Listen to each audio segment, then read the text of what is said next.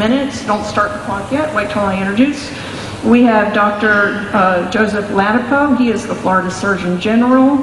And then we have Dr. Ashley Mallon. She is the Assistant Professor, Department of Epidemiology, College of Public Health and Health Professions, and College of Medicine at the University of Florida. And Dr. Griffin Cole, the International Academy of Oral Medicine and Toxicology. So, Dr. Latipo, welcome and thank you for coming.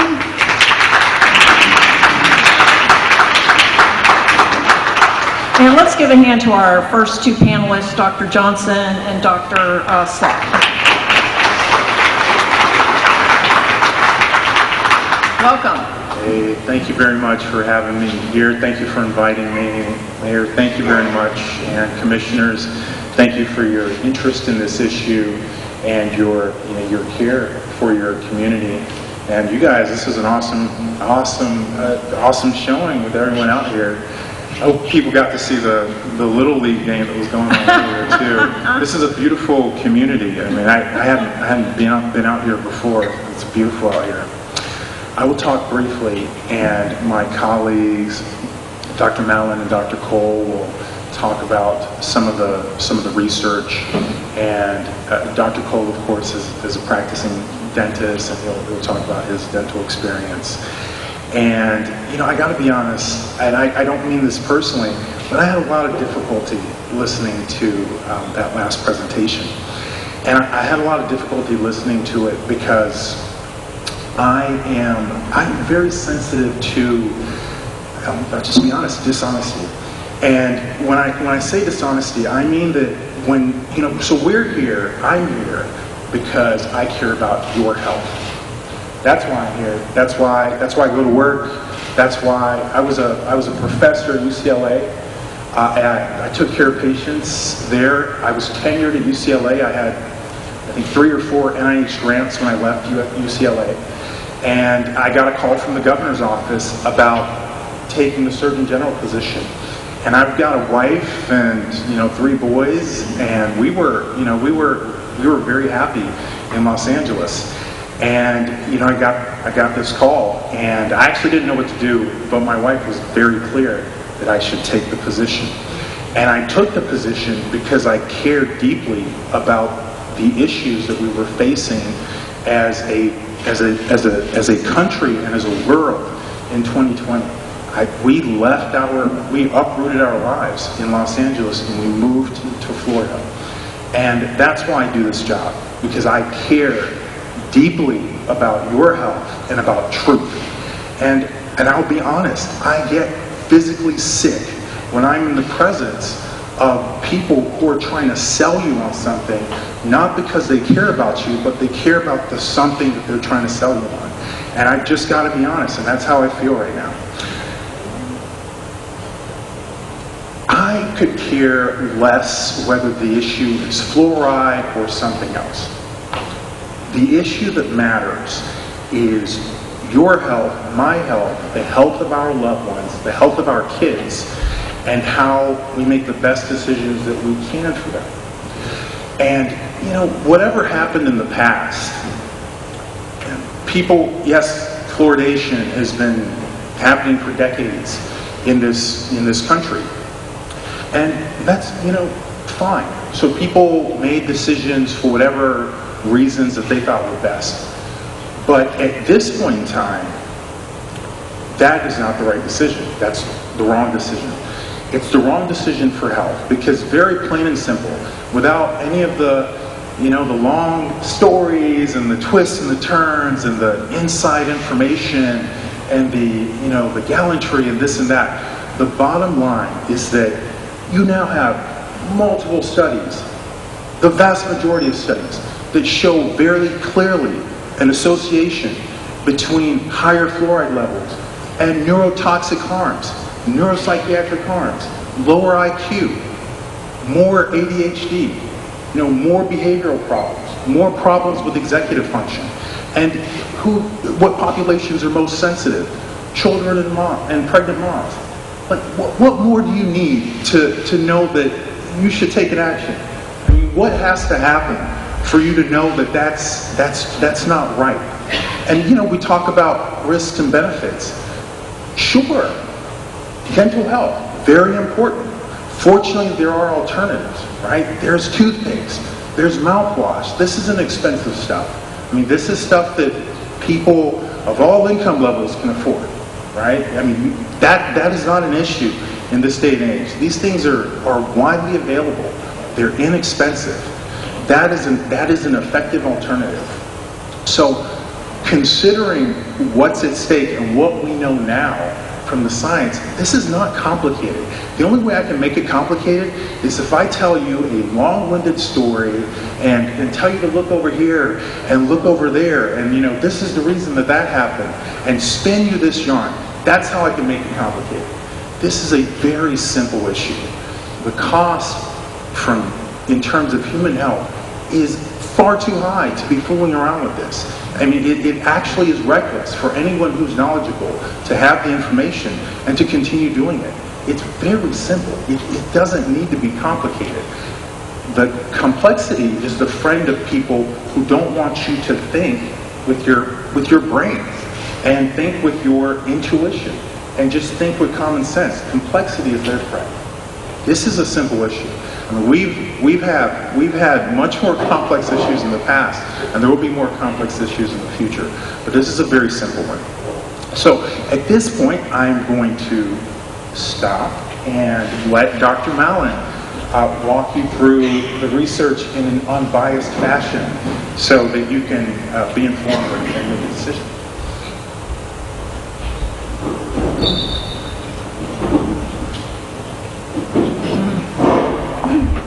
Clock is still going, so I'm going to be mindful of that. Thank you so much for having me here today.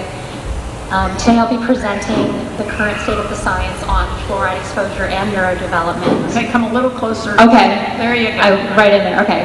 Thank you. You gotta breathe that microphone in. Okay. I don't have any conflicts of interest or disclosures related to the material. And so there's been a lot of discussion about the impacts of fluoride exposure on the brain, the developing brain recently. But this is not a new topic. There has been evidence of developmental neurotoxicity of fluoride in animal studies now for decades.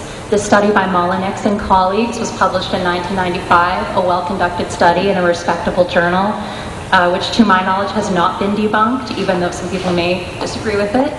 The study found that rats that were exposed to sodium fluoride, which is added in the community drinking water as well, exhibited more symptoms of ADHD.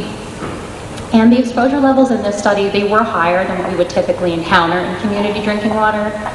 On the human side of things, there were also studies conducted in other countries that showed that high fluoride exposure was associated with reduced child IQ. There's 27 studies that were reviewed in this meta-analysis published by researchers at Harvard School of Public Health, and the authors concluded that the results support the possibility of an adverse effect of high fluoride exposure on children's neurodevelopment. But what about low exposures? So I published the first study to examine associations of fluoride with low exposures of fluoride with neurodevelopment. We examined state prevalence of community fluoridation in relation to prevalence of ADHD among children and adolescents in the United States. We found that parents reported higher rates of medically diagnosed ADHD in their children in states in which a greater proportion of people receive fluoridated water from public water supplies. This was an ecological study, so our main conclusion was that someone should probably look into this. In the years following, there were several rigorously conducted prospective pregnancy and birth cohort studies based in Canada and Mexico that also found associations of prenatal fluoride exposure with poorer, worse child neurodevelopment. So this study was published in the Element cohort based in Mexico City. They found that each 0.5 milligram per liter increase in maternal urinary fluoride averaged across pregnancy was associated with a 2.5 point IQ reduction in the children at ages 6 to 12. They also published a subsequent study that found that higher prenatal fluoride exposure was associated with more symptoms of ADHD in those same children. There was a nationally representative study published in a Canadian cohort called the MIRA cohort that found that each 1 milligram per liter increase in maternal urinary fluoride averaged across pregnancy was associated with a 4.5-point IQ reduction in the boys. And when they looked at fluoride intake from drinking water and tea and other sources, they found that a 1 milligram increase in fluoride intake per day was associated with around a 3.7-point IQ reduction in the children between the ages of 3 and 4. So one of the questions that was raised from those studies is whether the exposure levels in Canada and Mexico are comparable to pregnant women living in the United States. I led a study that was published in 2023 that examined urinary fluoride levels among pregnant women in Los Angeles County, and we did indeed find that their urinary fluoride levels were nearly identical to those of the Canadian pregnant women in fluoridated communities, as well as the pregnant women living in Mexico City. So very comparable exposure levels. Here are 5 other studies that found that higher prenatal fluoride exposure was associated with worse child neurodevelopment in the realms of overall cognitive development in toddlers. So these first 2 studies, they looked at either urinary fluoride or dietary fluoride and did still find that inverse association. This one looked at drinking water in Canada and found that exposure to the current recommended level during pregnancy was associated with worse child executive function in Canada. And then these 2 looked at domain-specific effects of fluoride exposure. So they were able to determine that nonverbal intelligence is likely most associated or impacted by prenatal fluoride exposure, and that boys may be most susceptible to prenatal fluoride exposure, whereas girls may be most susceptible to decrements in nonverbal intelligence from infant exposures.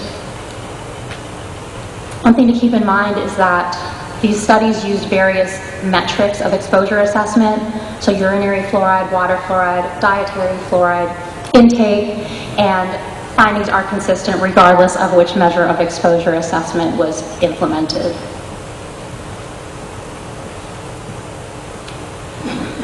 So what about infant exposures? I talked a lot about prenatal, but this study looked at fluoride exposure from infant formula and child IQ in a Canadian birth cohort.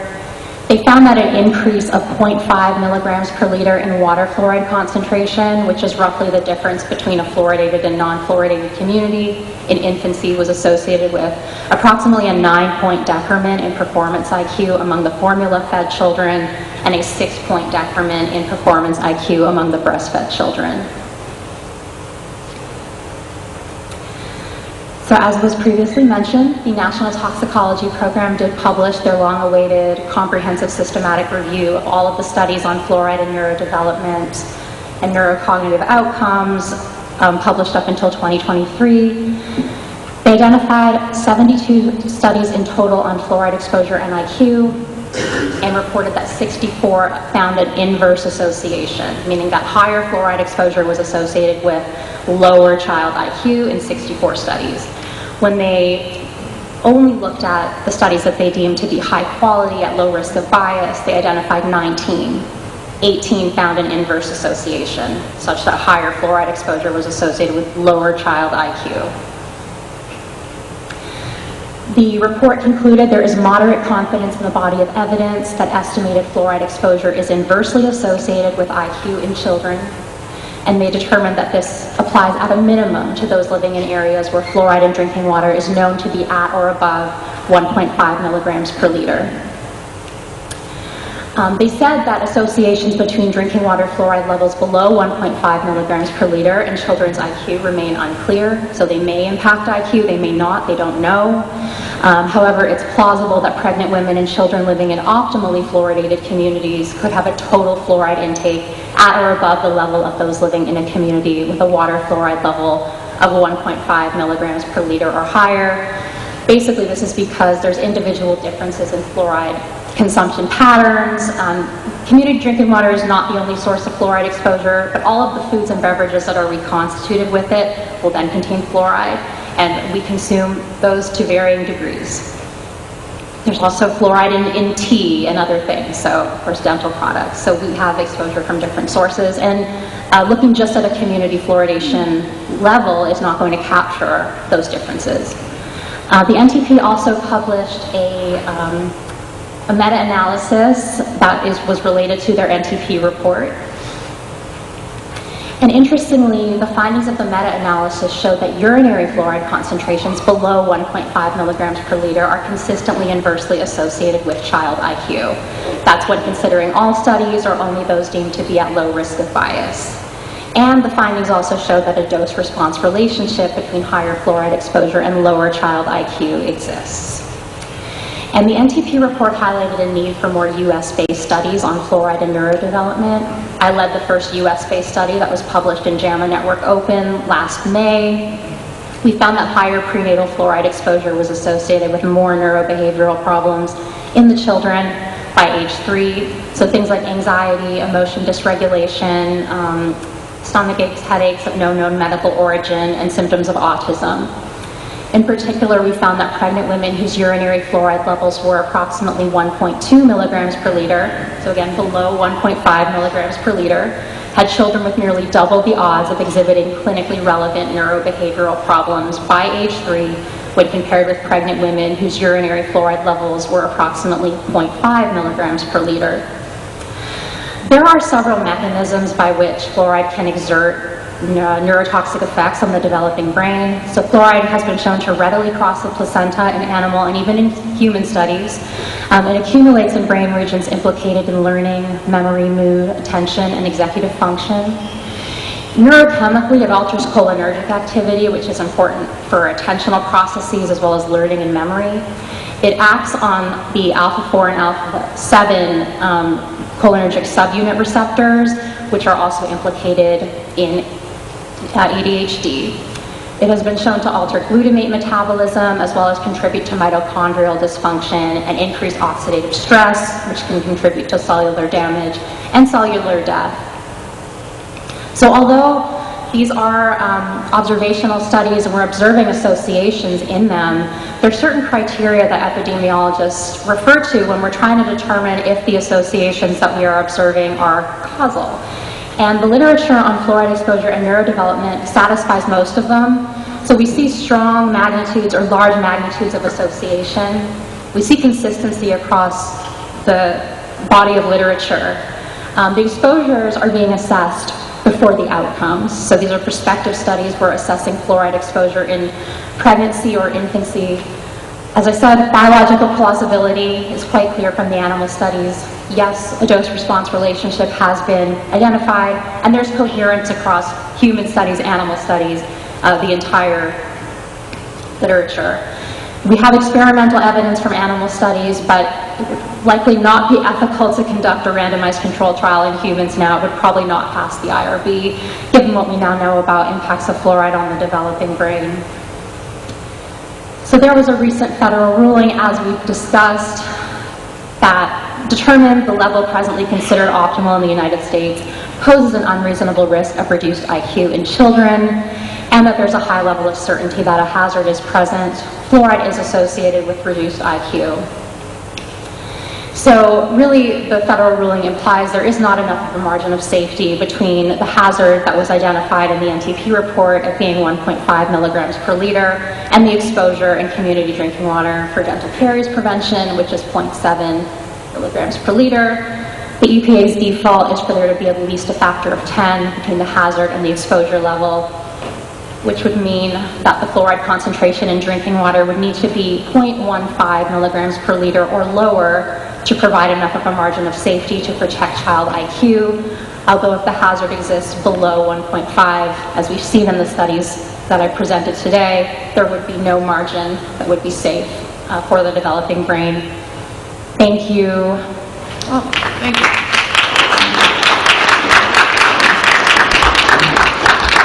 Thank you, Dr. Mallon. And next we have Dr. Griffin Cole. Welcome. Thank you.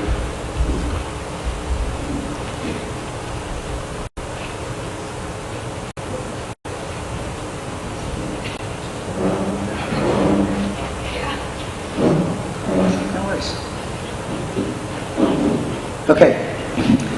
So this first slide, I think will end this entire argument in 15 seconds. This is the oral health director of the CDC being deposed by attorney Michael Connick in this court case that you've heard about twice tonight. This is just 15 seconds. The sound is going to come from me. Words are on the screen as well. I got it here. Press that advance button. I press mine. I'll tell you when you're ready. Is the CDC aware of any evidence demonstrating benefits from consumption of fluoridated drinking water during the first 6 months of life? We are not aware of any evidence.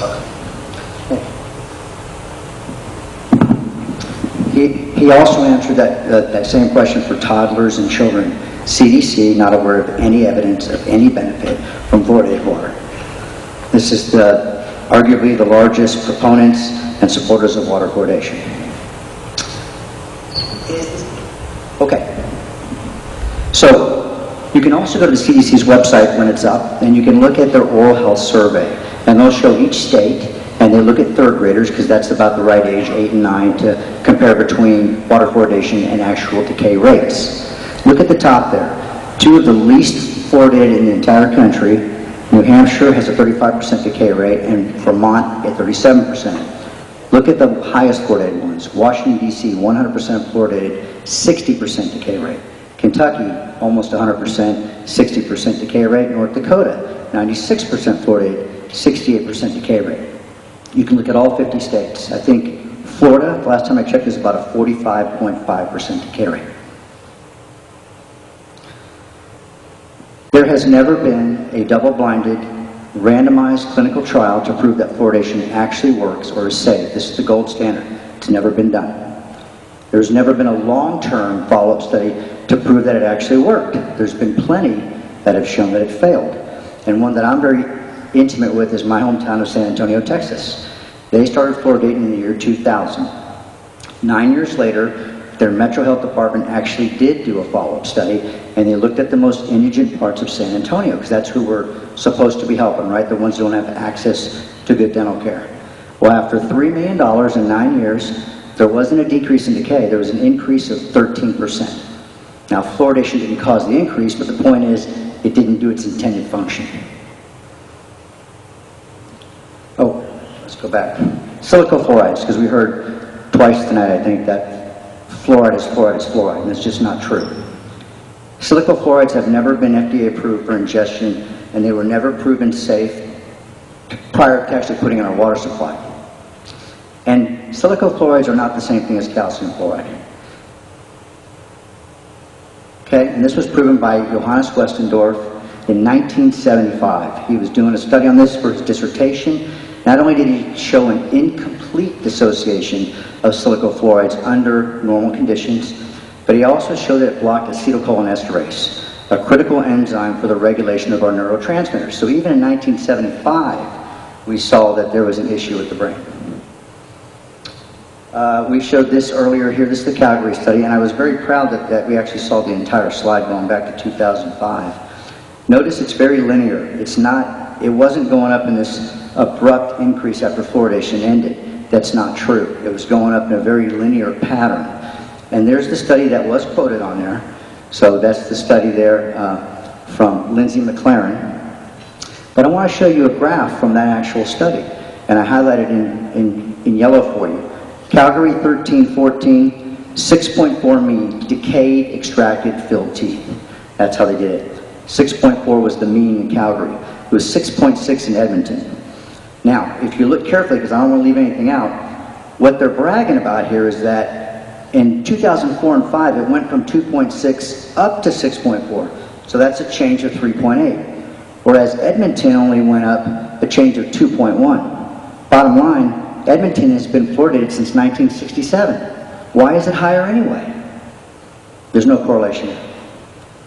And this is an actual quote from the lead author when she was doing a commentary about the study, which happens often. Quote, in terms of permanent teeth, Carrie's experience actually decreased in Calgary during the time frame of the study.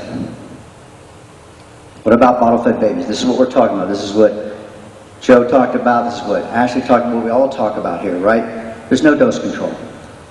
Mother's milk has 0.004 parts per million of fluoride. A bottle-fed baby, what's the major ingredient in their diet? It's water, and oftentimes tap water. And that baby's going to ingest way more for his or her weight than we will. As will athletes who drink a lot of water, as will outdoor workers. So they're going to get much more than 0.7 milligrams per liter. You cannot control the dosage. Okay, the Cochrane collaboration, it was mentioned earlier as the gold standard, and I would agree. Whenever we hear that there's a 25% reduction in decay, because we hear that a lot, right? That's the argument. That came from the 2015 Cochrane review. And if you look at that review and actually read it in detail, they went all the way back to studies dating to 1946. In this one, which just came out a few months ago in October, they said, you know what? We found that the studies prior to the early 70s were of lower quality, and 80% of all the pro-fluoridation studies came prior to that year, going back again to the 40s and 50s. What did we not have in those early years? There was no fluoride in toothpaste. Once we got the fluoride in toothpaste, we can now make the argument that we don't need to put it in the water. And look what their results came out this time. And by the way, when they went back to look at the studies, and they only went back to the early 70s this time, they could only find acceptable quality studies, 22 children's studies. That's it. Not these thousands and thousands you hear about, and none for adults. Average benefit now, 1/4 of one tooth. That's it. It's insignificant. It's like 2%. Here's some quotes from that actual one. We could not be sure whether adding fluoride to water reduced tooth decay in children's permanent teeth, end quote. Quote, we were unsure whether there were any effects on tooth decay when fluoride is removed from a water supply. And as was mentioned earlier, the Catfish study, which was done in England, it was a 10-year study on children, it found a reduction of only 0.16 decayed teeth. And here's the graph that they showed in the study. So your x-axis is the years, your y-axis is fewer cavities, and if you look back, sure enough, in the early 70s, maybe four cavities per kid. But look, as we get down to where we are now, it's insignificant. It's nearly zero. This is a study that probably nobody really even knows about. It took me years to actually find this because there's multiple studies that are under the umbrella, the Iowa study. But this, they followed children from birth, some up to age 27 and a half. But in this particular one that I'm showing you here in 2009, funded by the National Institutes of Health, they followed children from birth to age 17. And they did exams on the teeth, they did some dietary assessments, detailed intake questionnaires. The result from the 2009, this particular study, which is the one I'll show you on this next slide, no significant correlation between ingested fluoride and cavity reduction. They looked at everything, bone scans, everything. We're talking about decay here. No significant reduction in cavities. That's the actual study if you'd like to look it up. Again, this is one of, I think there's, I don't know, actually 10 maybe now that they've done. Mostly the same authors, but other ones as well, to look at all different aspects of what happens when you follow someone from birth to at least age 17. And the Lotus study, this was the adult sister study to Catfish, also in England. 10-year cohort study, the largest one ever conducted, right? 6.4 million adults. Largest study ever. Here's the results. 2% fewer cavities, just like the Catfish one. No reductions despite social inequalities. It didn't matter whether you were poor or wealthy or could afford everything to do. They all brushed about the same. No reductions in missing teeth. And lastly, that fluoridation is likely a net economic loss when capital costs are included. So it's time to end this experiment. Okay, 95% of the world does not fluoridate. Only 5% does. Of the 5%, there's 11 countries that provide fluoride to over half of their populace. And of all those countries, the USA provides water fluoridation to human beings more than the rest of the world combined. And yet, look at that graph to your right there. That's from the World Health Organization. That is showing fluoridated countries versus non-fluoridated and how decay rates have gone down consistently worldwide. You can't tell me which are fluoridated and which aren't. So, thank you for your time. I appreciate it.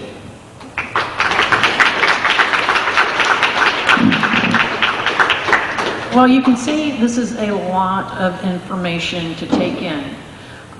Thank you, panel. I want to thank you for coming. Well, you're not done yet, but it's a kind of a mind blower. I do want to say that we didn't start fluoridating the water here till 2004. I grew up here. It was unfluoridated, and so I didn't even know that, but I didn't even know when we started, but it's only been about 21 years, right? Yeah, 24, yeah. Doing my math, yeah. So just wanted you to know that. Okay, commissioners, it says here that we have commission comments. Do you have any comments? Are you good? You want to move on? Are we good down here? Okay, all right, so, yeah, okay, we'll come back after public comment. Now, here's how the public comment is going to work. If you would like to speak, you need to fill out a form, which is over on the table. And then you can come to this mic, or you can come to the podium mic, whichever you're comfortable. So if you are ready, we will start with speakers. I will comment. Oh, you got it? Oh, good. Well, that's real organized. We haven't done that before. We haven't had this thing. Okay. The first one is Justin Harvey. Here he comes. So Jackie, just for order and to expedite, they will get it over there and they'll bring it to you. Is that what you want them to do? But there's people still who just came in. Okay, good. All right, we got some organization here. That's good. Thank you very much. And you want them to still state their name and all of that, even though you have the paper, Jackie? For the record? Okay, yes. Okay, so you'll still state your name and your address when you come up. Thank you. Okay. My name is Justin Harvey. I live at 103 South Osceola, Orlando. Good evening, Mayor and council members. Thank you so much for revisiting this important topic and being open to new science and evolving information. This new information that we just heard from everyone, I know is a lot to take in, and you're actually going to hear plenty of studies and opinions from both sides. But I think the crux of the issue is that you really just can't force a medication on people. I think that ends up being the bottom line.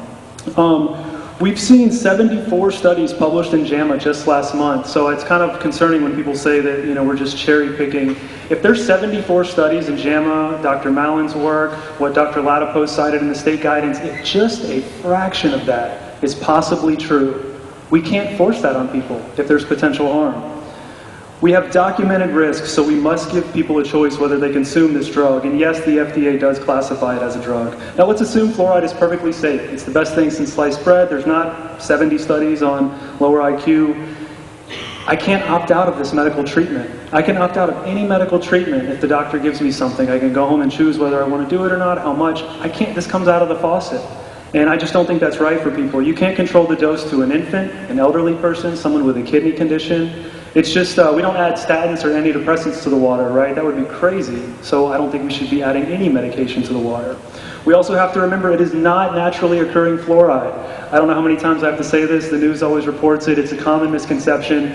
It is a chemical waste from the phosphate plants. It comes from the smokestacks, and they found a creative way to make it into a fluoridating agent and add it to our water. It eats through steel, glass, and concrete. Your material safety data sheet will clearly list it as poison. I personally do not consent to drinking that stuff. I mean, maybe it's great for the front of my teeth, but it's leaching to my organs, going to my brain. That's nuts. That's just nuts in my opinion. What happens when we stop? Well, nothing. That's the great news. 95% of the world doesn't fluoridate, no dental crisis. 40 counties in Florida don't fluoridate, no dental crisis. And no one can name them because we really don't even know. I mean, I have people contact me and say, how do we get the fluoride out of my county? I'm like, it's never been fluoridated. They're like, oh, well, my teeth are great. That's great. So don't let people scare you with the baseless idea that the sky will fall or teeth will rot if we stop this practice. If there maybe are benefits, again, we shouldn't be ingesting it. When we know better, we do better. Lead, arsenic, DDT, PCBs, Agent Orange, aspartame, I mean, I guess I could keep going. But when the risks outweigh the benefits, we've got to protect the most vulnerable, pregnant women and children, as the federal judge has cited. Ending fluoridation is a win-win for all sides. The city saves money, the utility director doesn't have to handle a corrosive chemical waste, the public isn't forced to medication, and the people that want it can get it in a multitude of ways, which is why we started in the first place, so there's no reason to do it now.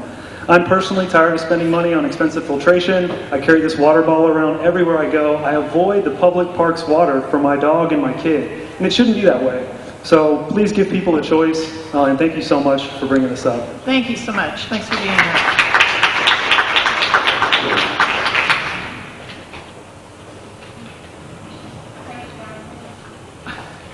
Chris Russell.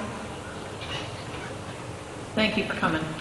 Thank you, ma'am. My name's Chris Russell, 1831 Northeast 6th Terrace, Gainesville, Florida. Okay, good. Pull that a little closer, or just get closer to it. Chris Russell, There you go. Gainesville, Florida. I'm a dual A licensed operator. I've been treating water in Florida for over 20 years. So I'd like to just bring a different perspective to this from a municipal, say, regulatory perspective. From a regulatory perspective, fluoridation does not fall under treatment at all. Never has. It's an additive. The only treatment required in Florida is chlorine to deactivate bacteria in the water. So when you sit back and you think about fluoridation, you think about the history. We started fluoridating, somebody made that decision. Was that an informed decision or was it an adopted one? They started fluoridating water in Gainesville in 1946. Still do it today. I've spoke to the council there. I continue to speak to them because this is something that I'm passionate about. I became an operator in Florida to protect our public. Right? That's what I do in water treatment and wastewater. I protect our environment. As Dr. Lapo eloquently said, this is a very simple thing. From a municipal perspective, it's wasteful spending. We don't need to do it. Under Florida law, it's not required. You know, your water treatment plant manager recommends that it's not necessary as a hazard. Hydrofluorosilicic acid, I've been in the industry for 20 years. It terrifies me. And I've worked with very nasty chemicals. It will kill you quickly. So it's something like, why do we even have it there? I've been with the city of Stark now for 2 years, and it took me all of about 3 minutes to explain to them the hazards far outweighing the benefits of fluoridating water. We've got too many natural sources. I mean, I appreciate our dentists coming up here, you know, in support of it. I'm not going to stand here and tell a dentist how to fix a decayed tooth. I would appreciate that they don't tell me how to treat water, because that's what I do for a living. That's what I've done for 2 decades. There's a warning label on toothpaste. If you ingest it, call poison control immediately. I would ask, where is the warning label on potable water? We've got averages for the city of Bartow. All those highlighted numbers exceed 0.7 milligrams per liter. The orange ones, that's 0.8 milligrams per liter. We can go back historically. I've got some that are 0.9 milligrams per liter. Your natural source coming out of the groundwater is 0.3. So I say, why do we even need to add it? It's an added cost, and it's an added risk. Thank you. Thank you.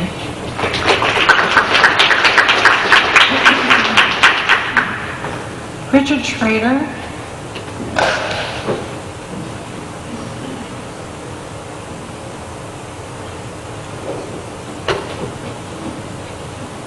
Richard Schroeder, medical doctor, former practicing obstetrician, Naples, Florida.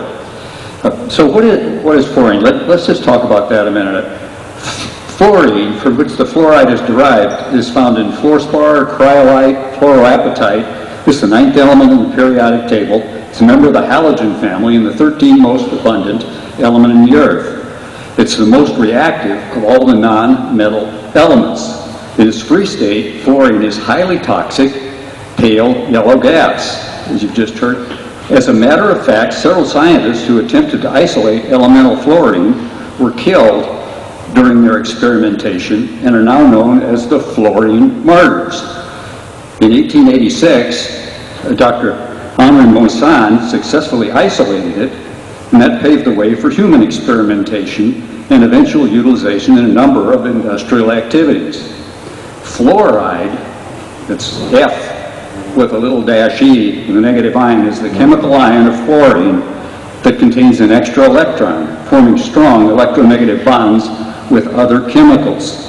It is particularly attracted to calcium and magnesium.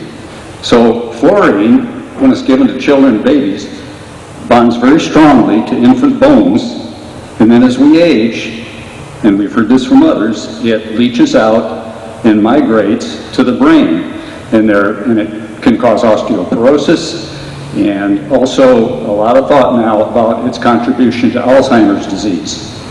So in addition to all sorts of water and dental products, fluoride is found in tons of stuff, but one I want to concentrate on is drugs, medical drugs, antibiotics, anti-cancer, anti-inflammatory agents, and drugs used to induce general anesthesia, psychopharmaceuticals, and of course the phosphate fertilizers. And since 80% of Americans are on some kind of pharmaceutical drug at any given time in this country, so much of this fluoride that's in the drugs, in addition to the drug, gets its way back into the water supply. So trust me, we get lots of fluoride without adding it to the drinking water if you think it's of any benefit at all. But as a matter of fact, fluoride is not essential for human growth and development. In fact, it's not required for any physiological process in the body. Consequently, no one will suffer from a lack of fluoride. We get fluoride and fluorinated chemicals from so many sources. Even if it had a health benefit, it can't be added to something like a public water supply where each individual's intake is different. It simply cannot be dosed properly. And our first obligation is to do no harm. Thank you. Thank you.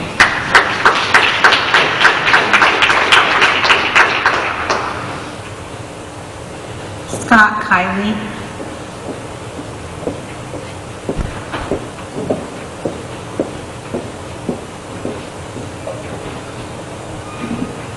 It's the right height. Good evening, my name is Scott Kiley, and I'm with Stand for Health Freedom and a citizen of fluoride-free Collier County. When we consult with a doctor, we expect honesty by way of informed consent. This includes the full risk-benefit analysis. If you find out that your doctor is omitting critical information, either intentionally or out of ignorance, it is definitely time to find a new doctor. Now let's review omissions from the pro-fluoride doctors that they conveniently leave out.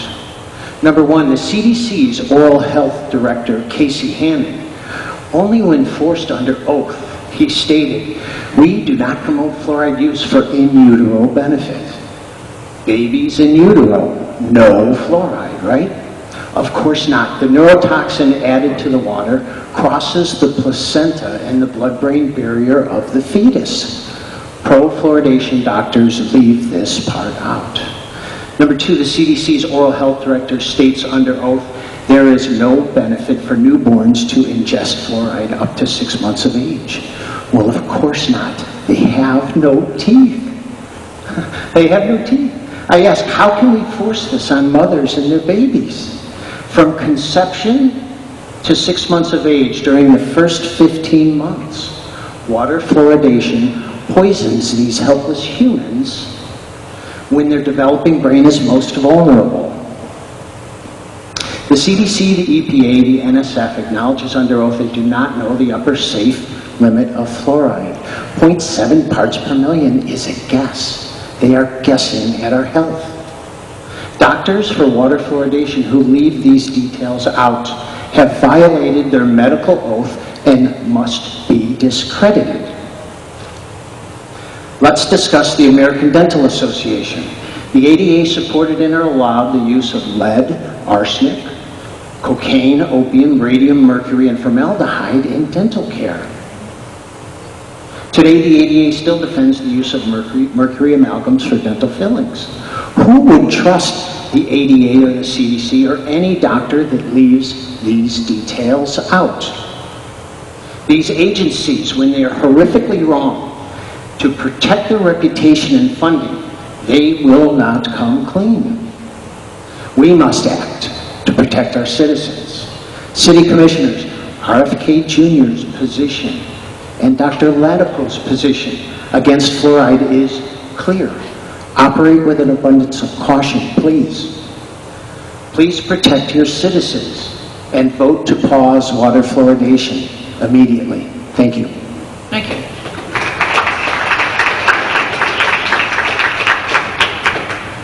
Jill Kiley.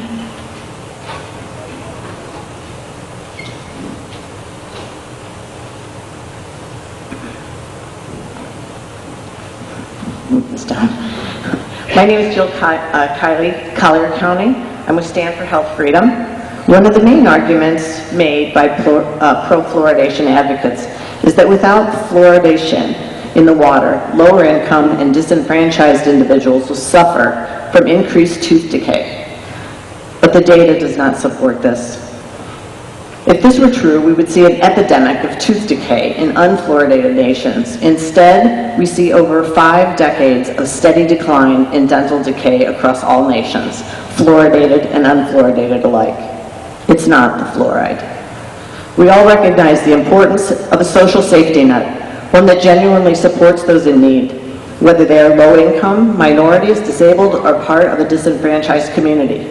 Does public water fluoridation help? Too often, well-intended programs lead to unintended consequences, doing more harm than good. That's exactly what we see here with water fluoridation. The greatest support we can provide to underserved populations is the opportunity to develop intelligence. Education, knowledge, and cognitive ability are key factors in breaking the cycle of poverty. Yet, fluoride exposure has been linked to lower IQ, working against the very people we claim to help. America faces a severe health crisis driven by chemical exposures, toxins, pesticides, and processed foods. Adding toxic fluorosilicic acid to our water only worsens this decline. If we truly want to help disadvantaged communities, we must enact policies that protect and enhance health, not compromise it.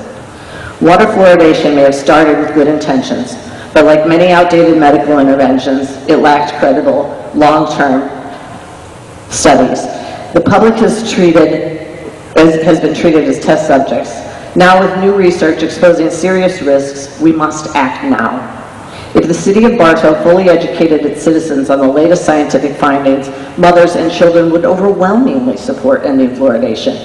Brain function and overall health must take priority, especially when safe topical fluoride products are available for those who choose to use them. The solution is clear. Remove toxic fluorosilicic acid from our water. Redirect funds toward community education, proper dental care, and safe fluoride options for those who want them. General Latipo and many voices here tonight, along with RFK Jr., have issued clear warnings. It's time for us to listen. Pause water fluoridation immediately. Thank you. Thank you.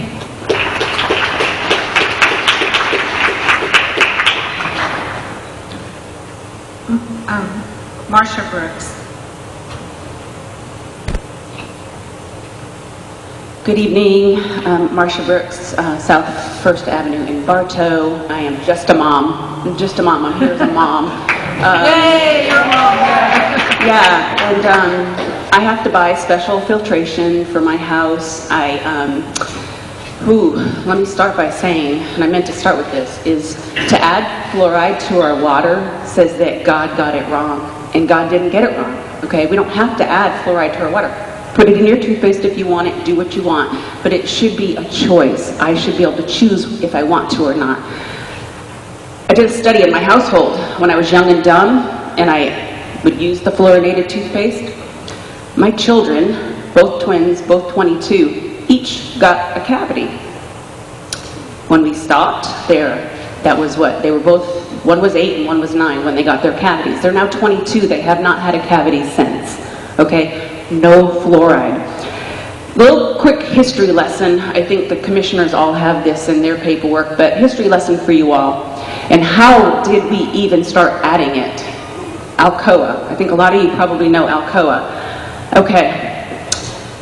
The founder of Alcoa, Andrew Mellon, was also the founder of the Mellon Institute. And guess who gave us the data and safety information on fluoride? Yeah, you guessed it, the Mellon Institute. Isn't that just convenient? Sorry, but Safety, what is it? Safe and effective, safe and effective, safe and effective, right? Everything's safe and effective. Fluoride is not safe and effective. So the countries, the other countries that were mentioned earlier tonight, I think they were mostly Australia, New Zealand, of course, the Greek, Europe, as far as, not Europe, England, and those, there were also the same countries that highly took that jab that just came around, right? Just saying, safe and effective. So countries that didn't take the jab, Norway, Japan, Belgium, Germany, yeah, they were offered it if they wanted to, but look at the statistics of Japan. They did not take the jab at all, okay? They didn't take it at all. They also don't fluorinate, okay? So there's a correlation with our government and keeping us safe is giving us the right to choose. I chose not to put the jab into my body. I choose not to fluorinate my children, my household. I just think that it should be a choice. You 5 are wonderfully elected people, but you should not dictate whether or not I have to take a shower in it. And that's just my personal opinion. Last but not least, oh God, I wish, can I get 3 more minutes? And I don't necessarily have to, but I just wanted to also thank the panel, all of you, for being here and our little burg of Bartow. Thank you. Thank you. Oh, Jackie, how many do you have over there? Huh? How many do you have? It doesn't look like you have that many, which is good. I've also, you know. Oh, good. Okay, that's more than I thought. Okay, keep going.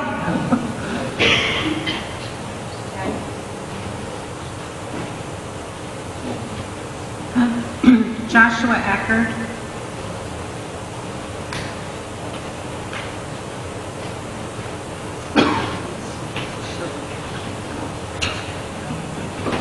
My name is Joshua Eckert.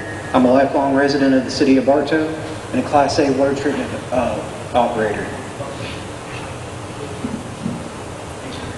I'm well aware of the safety concerns that Mr. Martinez raised in his letter to you. Hydrofluoric acid is one of the most hazardous chemicals a water treatment plant operator has to handle. At my current employer, we choose not to, for this very reason.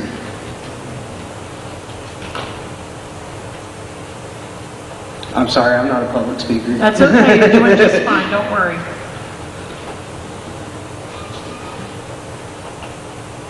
You've undoubtedly heard arguments both for and against this chemical, but for the primary concern, your primary concern should be safety for both your employees and your citizens of Bartow. As water professionals, we must comply with strict regulations and new ones that continue to emerge as scientific studies uncover risks that were previously unaware. Right now, research is underway suggesting potential negative health effects associated with fluoride exposure. While I cannot speak to the medical side of this debate, I do know that water regulations are more stringent now than they were a decade ago. It is entirely possible that future fluoride regulations could further restrict or even prohibit its use.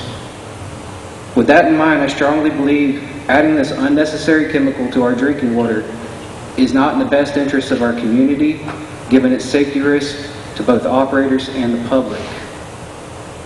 I urge you to reconsider its use for your family and mine. Thank you. Thank you, you did good. And I just want to refer back to what he was speaking about. Our water plant manager, Tony Martinez, on November the 19th sent a letter to our city manager requesting that we cease putting fluoride in the water. And then he came to the December 2nd commission meeting and he read his letter and his concerns. So we are well aware of that.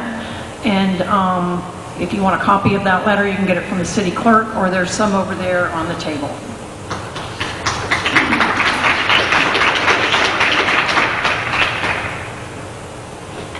S.L. Frisbee.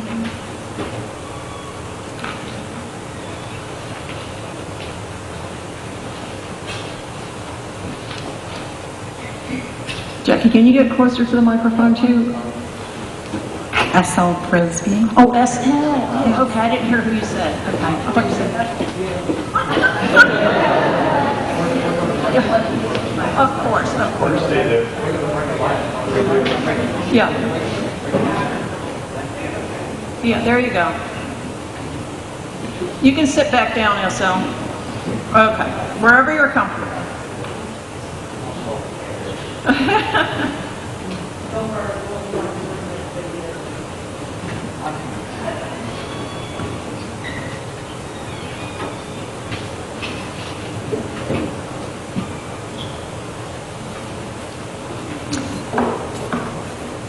Good evening. I am, as previously introduced, S.L. Frisbee, but I'm not speaking for myself. I'm speaking on behalf of my daughter, Carolyn Holton, who is at a church board meeting tonight. And so this statement is from her. I think it's great that we're considering how to make the best decision about our water to keep Bartowans healthy. Some people have suggested that we do what celebrities tell us, or they are scared of people saying fluoride is an industrial byproduct. Oxygen is sometimes an industrial byproduct too. I think a better way to make decisions than inflammatory labels or asking partisans is to look at the science. I am a PhD data geek. Here's what I have learned. First, on whether fluoride in water is safe.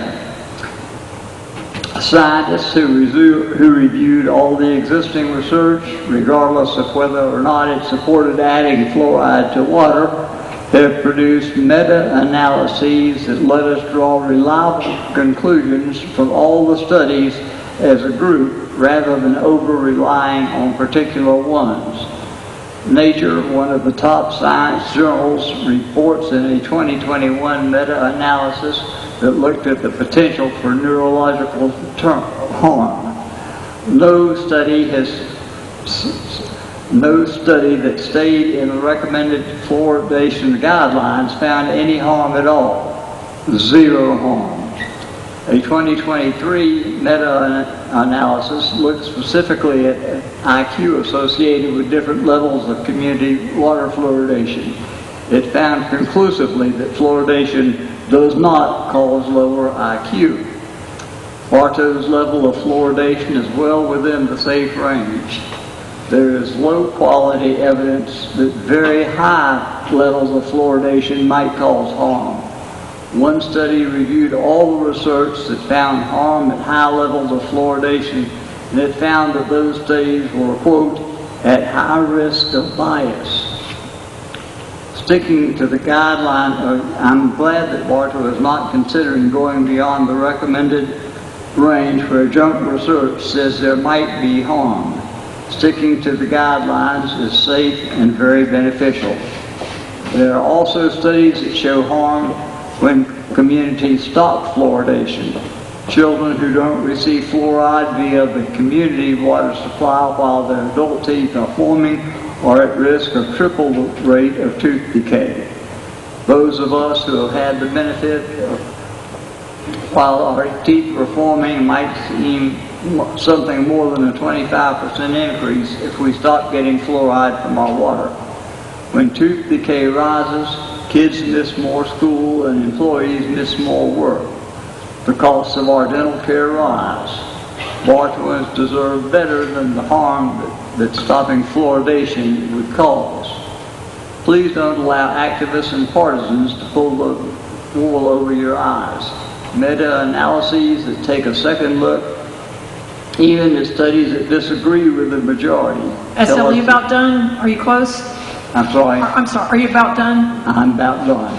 Okay. Sorry, when I rehearsed it, I talked faster. Meta-analyses that take a second look, even at studies that disagree with the majority, tell us that Bartowans benefit with less tooth decay, lower costs, less missed school, and less time off work, all without the risk of neurological harm or lower IQ or any other adverse effects when our water is fluoridated at the recommended level. Thank you. Thank you very much. Thank you, S.L.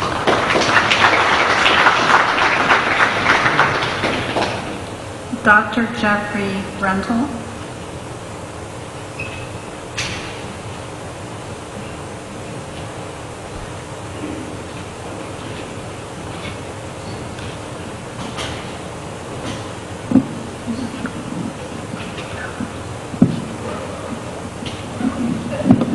There you go. All right. Well, before I start, I just want to say thank you for the panel for coming out. I sense passion in everyone who's speaking. Everyone's passionate. That's what makes this civil... Oh, sorry. Should I start again? Or... All right. I just want to say thank everyone for coming out tonight. Okay? This shows civil governance in its highest form. So thank you very much. Okay? Thank you. So good evening, City Council. My name is Dr. Jeffrey Rentel, and I'm a board-certified oral maxillofacial surgeon here in Polk County. I'm also the president of the Polk County Dental Society, and I'm here today because I am concerned resident and I want to be an advocate for my current and future patients. For decades, water fluoridation has stood as one of the most effective, I believe to be effective, public health interventions in the same manner as adding iodine to salt, vitamin D to milk. By carefully adjusting the fluoride recommendations to approximately 0.7 milligrams per liter, fluoride, I believe, is shown to be safe and effective. And we have been able to dramatically reduce the prevalence of dental decay in our communities. Although, yes, at higher levels of fluoridation, I am sure there may be unwanted side effects, but these effects should not be allowed to be used as possibly confirmatory bias for social, academic, or any political goals. Research from reputable organizations such as the CDC, the American Dental Association, consistently state that fluoridated water can reduce tooth decay for approximately decrease tooth decay for approximately 25% of children and adults alike. Approximately 3% of all ER visits in this country are due to dental-related issues.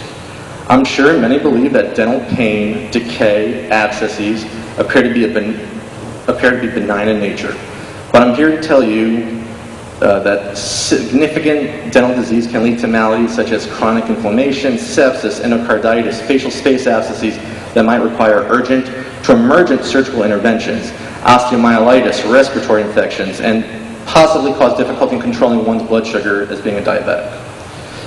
Let's remember when patients require preoperative evaluations for cardiac valve replacements or organ transplants, an evaluation of the oral cavity is done to rule out any possible infection source that required to be dealt with prior to these life-saving procedures. Countless times in my career, I've been consulted on children with rampant decay to the point where multiple adult teeth on a child cannot be salvaged, and extraction is the only course of action. Of course, I feel sorry for the patient, but when I look into the parent's eyes, I see, unfortunately, self-blame and regret that cannot be undone. If we vilify fluoride, we'll go down a path where I believe parents will refrain from its usage entirely on their children. This increase in dental disease during a child's formative years may lead to a distorted perception of oneself and possible social alienation that should be of utmost importance. I just want to reiterate that association is not causation, and in closing, water fluoridation is an investment in our community's health and for the well-being of our children. Thank you for your time and your consideration. Thank you. Wendy Pate.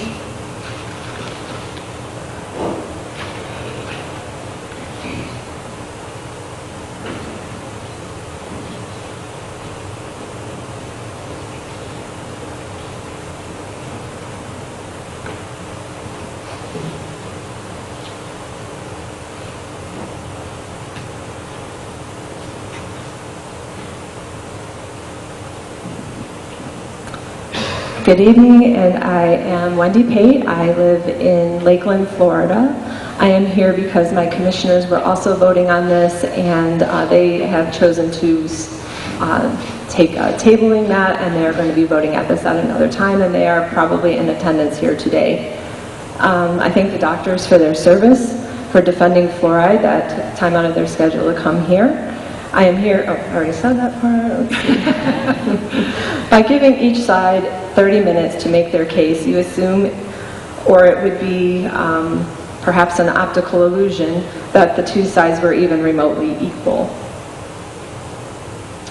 Based on Dr. Lapato's comments, sorry if I pronounced that wrong, you would have us make an emotional decision versus a well thought out, researched decision. You did refer to brushing teeth, and part of what I wrote to the City of Lakeland is about brushing teeth, so I'll speak on that in just a second. I did read one of Dr. Mallon's, who is a psychologist, PhD, read one of her studies, and somebody wrote about it and basically said that it would be ludicrous to draw a strong conclusion based on that study alone. It had serious errors. This was from Charles Poole, an epidemiologist at the University of North Carolina. This is just a easy Google searches when you start looking up who is presenting and where they're coming from, so you have a better idea of what to expect at a town hall. So this is what I wrote to the City of Lakeland. And there's only a minute left on that timer, but consider putting a timer on for 2 minutes, which is similar to what we have to speak here today, and let it play. Now consider that that is the amount of time it takes for fluoride to have value on your teeth via brushing. And here's the catch. You have to do that twice a day. And even more interesting, you are not supposed to rinse after brushing. You can spit it out, but you can't rinse. I did not know that. I always rinse. I timed myself at the time, it was 45 seconds for my usual brush, and guess what? I rinsed. So the benefit of the fluoride, probably not as much as I could have had, and I've been doing that my entire life. That is far under the recommended time. You'll hear arguments that our toothpaste provides us with enough protection, but I would argue that almost no children nor adults are brushing properly enough to render the benefits of toothpaste using to protect their teeth. I would continue to argue that we don't even know whether all children or adults will brush their teeth at all. People of lower socioeconomic groups are more likely to have poor oral hygiene habits due to lack of access to care. The amount that Dr. Bartow, wants to spend on other methods of providing fluoride would be probably more expensive as well, and having to get education and all those products to children who are more poor. Thank you. I know that Bartow's poverty rate is 15.5%, and for Lakeland it's like 0.00008 of the budget being spent. Thank you very much. More, and I will submit that for your comment.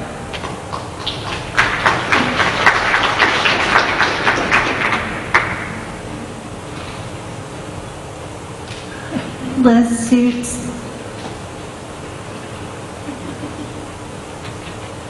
Nope.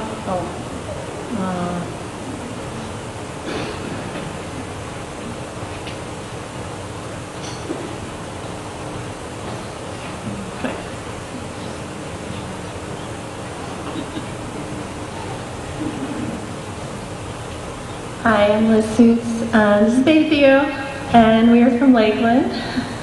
I feel like a lot of y'all were talking about us tonight in the comments about pregnant women and little tiny ones, and that's why I'm here, because I really didn't have a choice in my pregnancy to decide whether I was drinking fluoride and ingesting it or not, and he doesn't have a choice either whether I drink it and it goes through my breast milk to him. So we are in Lakeland, and we do get fluoride there. And it has been a concern of mine, obviously, and how it's going to affect him. As many mentioned, it is considered a drug regulated by the FDA, and that any drug being ingested should be treated as a medical, informed consent situation. And many people don't even know what's in the water. Many people don't have a clue. So how they would be informed, they wouldn't unless they're following what's going on in the community. Some people just don't have time for that. I know I don't, except I thankfully knew about this one and others. But I just want to mention that if an infant is bottle fed, they get 200 to 250 times more fluoride in their water if they're in a fluoridated water situation. So, but it also passes through the breast milk. I had to look that up because I was like, does it? I don't know. So I looked it up. It does. not as much as, it wouldn't get as much as a baby drinking out of a bottle. But just to point out that infants receive 400% more fluoride per pound of body weight than adults. Not only do they receive this higher dose, they have an impaired ability to excrete it through their kidneys, which can then build up in their system and pass through the blood-brain barrier and just kind of sit there and potentially cause, irreversible neurological defects. And that's something I obviously am concerned about in my baby. I have no other reason, to be here other than concern for my children. I have, nothing vested in this. But it's been concluded, there's been a consensus that pregnant women should try to avoid water with fluoride in it for that very reason, and that infants under 6 months of age should receive no fluoride supplementation. So how are babies and moms who are supposed to avoid this in a community who are being given it without their consent supposed to avoid it? Then they're going to have to go buy bottled water, then they're going to have to do an expensive reverse osmosis system. I don't have the money for that. We just deal with it. My Brita is not going to get it out, but it's the best I got. So also something to consider is athletes who drink tons of water. They get higher dosage, and he gets a higher dosage. Anyway, just something to consider. I say when in doubt, leave it out. Thank you. Thank you. Thanks for coming.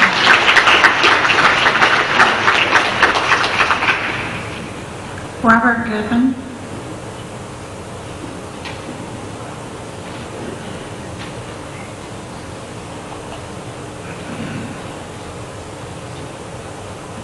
Hi, I'm Robert Goodman. I wanted to, I kind of changed what I was going to say because a lot of people gave the same medical facts.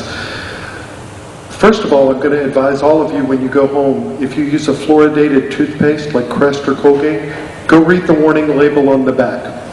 It says if you ingest it, call a doctor immediately. That's required by the FDA for poison control. That should end the argument right there. Another speaker got up and spoke a little about history. I'm going to delve a little more into that. I hope you can indulge me. How did we get fluoride in our water? In the late 1940s, Edward Bernays, the father of public relations, also known for his book Propaganda, was commissioned to promote fluoride in American water. This was an industrial byproduct from companies like Alcoa, the world's largest producer of aluminum. Bernays transferred this waste into a public health initiative by convincing the public of its benefits in preventing tooth decay. He used similar tactics to convince women to smoke because women wanted freedom, so he called cigarettes torches of freedom. So this is the guy who brought fluoridation to you. He used a tactic called 4 out of 5 doctors say. These doctors were hired. That was not disclosed. I do thank the 2 doctors here, Dr. Slott and Dr. Johnson. Dr. Johnson is the president of the American Fluoridation Society, and Dr. Slott is their communication officer. I do thank them because that is disclosed and on the program, so thank you for your honesty. Are they unbiased? I don't know. You have to make that decision. Here's a few details. Based on information that I could find while I was sitting here in this meeting, the following countries do not fluoridate their water: Austria, Belgium, Denmark, Finland, France, Germany, Greece, Iceland, Italy, Japan, Luxembourg, the Netherlands, Norway, Portugal, Spain, though in Spain some isolated areas do, Sweden, and Switzerland. That's a lot of countries that don't fluoridate their water. I think we need to look at what the bigger picture is. I am the faith director for a group called Citizens Defending Freedom. If someone wants fluoride, there are many ways that you can get it. It was said you can get it in tea. It's available naturally in water. We don't need to add to it. We advocate that citizens get to choose. So if you're adding fluoride to water, that takes away a citizen's choice. A citizen is going to get fluoride even if they just exist in our society. So I ask that in Bartow, you don't force people to get fluoridated. Thank you. Thank you. Could you state your name and I'm Robert Goodman from Lakeland, Florida. Thank you. Paul Childers.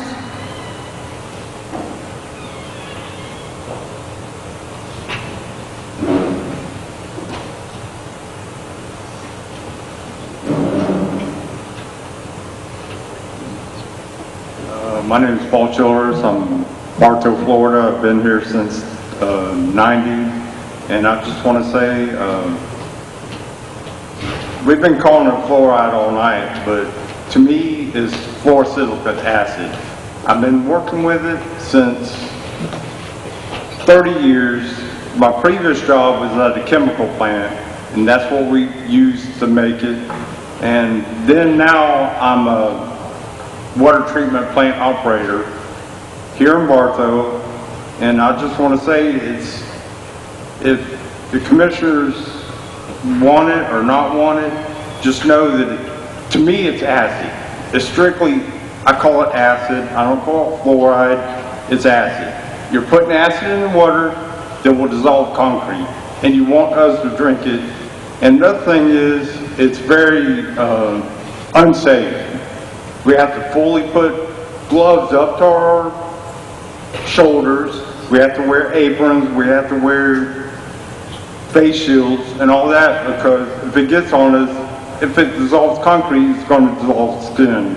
So I would appreciate it if it would be taken out for my safety, my co-workers' safety, and for the health of this city of Bartow that I love. Thank you. Thank you.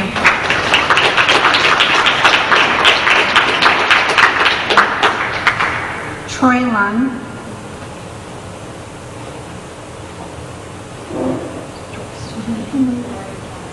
Yeah, Troy, he's still Troy here? Lunn. I saw him, but I don't know if he may have left.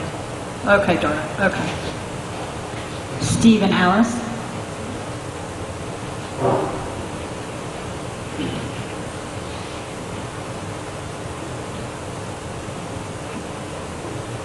Hi, good evening. For the record, my name is Steve Elias. I live in Winter Haven. My background is I have a master's degree in advanced water and wastewater treatment. Been designing plants in Central Florida for the past 31 years. Thank you for the opportunity to speak tonight.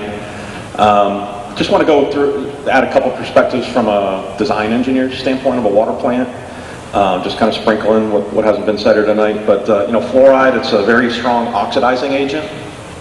You hear about eating foods that are antioxidants. Well, when you put oxidants in your body, that's probably not a good thing. I was just at a conference today in Haines City talking about PFAS. The carbon fluoride bond is one of the strongest bonds there is. That's why they call it a forever chemical. So putting that in your body is probably not a good thing. That's a factor I would consider. Material safety data sheet, once you get past all the skull and crossbones and the warnings for poison control, one warning at the end, toxicology properties not fully investigated. That's a red flag for me. The EPA study, or the EPA lawsuit, I listened through some interviews of that attorney. It was kind of shocking to me after, all the EPA, CDC, and FDA officials were put under oath, that when asked the simple question, are they aware of, do they have in their possession or conducted any studies showing that fluoride is safe for the brain? And they all said that they didn't have any or know of any in existence. That's particularly sensitive to me, partly why I'm here tonight. My dad's got Alzheimer's. So I don't know what the safe dose for drinking water for my dad is, because everybody's getting the same dose. So on to the topic of potable water. Our job as the city and the engineers to design safe drinking water. We've talked about tonight, it's a known acknowledgement that it's a medical practice treating gum disease. The patient's bill of right that requires informed consent and an opt-out. That's not possible with fluoride. And the biggest thing for me is, as an engineer, I carry professional liability insurance, but I don't carry medical malpractice insurance. Okay? So if this is a who's responsible for medical lawsuits? I don't want to be any part of that. So I've just personally reached a conclusion, I will never add that to it. I'll never be responsible and design a system that has that. So, with all the studies out there and Dr. Latipo and, the EPA lawsuit, that's just too much to ignore from a risks factor. I would just recommend not doing it. If you want fluoride treatment, you can go to a medical professional that carries the appropriate medical malpractice insurance, where the recommendations are covered for their recommendations, and go get your fluoride treatment there. But I love my dentist, but that's their responsibility. So this is probably the biggest health decision that the Bartow City Commission has ever made for their residents. Okay, I don't say that lightly. I hope you take in all this information and make a good decision for the residents of Bartow and Polk County, really, because, you know, I work down here, and just because I don't live here, we all drink the water in different ways. So thank you very much. Thanks so much.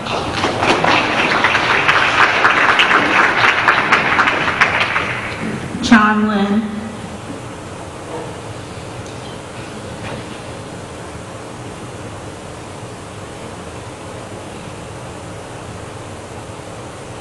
Good evening. Thank you for this forum. I want to speak very practically, but first I want to thank our Surgeon General, who I admire greatly, Ms. Mullen, and Mr. Cole. Thank you very much. I appreciate most of all that you're willing to step outside of what's considered normal, and I appreciate that. I've watched you since you've come to Florida, and I admire you greatly. I'm John Lynn from Auburndale, if I missed that. Thank you very much. We were just saying, where is he from? Mr. Longworth, good to see you again. It's been many years. Even if I were an advocate for fluoride, the city has, or any municipality, has no business administering drugs through their water supply. It's simply inappropriate, and I think there may even be in the future some liability with that. So there's a reason why so many municipalities have ceased dispensing the drug, and I would hope that the city of Bartow would do the same. The FDA has clearly stated that it is a drug. If I could just read something briefly. The term fluoride supplement is a misnomer, as it implies that the product is a dietary supplement like calcium or other nutrients. Fluoride, however, is not a nutrient. A nutrient is something the body has a physiological demand for. They're not optional. We need them. As the FDA has long recognized, fluoride is not necessary to the human health or development. When used to prevent disease, therefore the FDA considers fluoride to be a drug. And if I could speak just from a practical perspective, in light of what we've seen for the past 3 years, I am quite tired of medical professionals telling me what's best for my own body. Okay? Whether they be dentists, whether they be medical doctors. We watched with our own eyes as we were told the vaccine was safe and effective. We watched with our own eyes when efficacious, inexpensive, known to be good drugs were purposely denied people that we watch die right before our eyes. Okay? I will not any longer submit my body to a medical professional.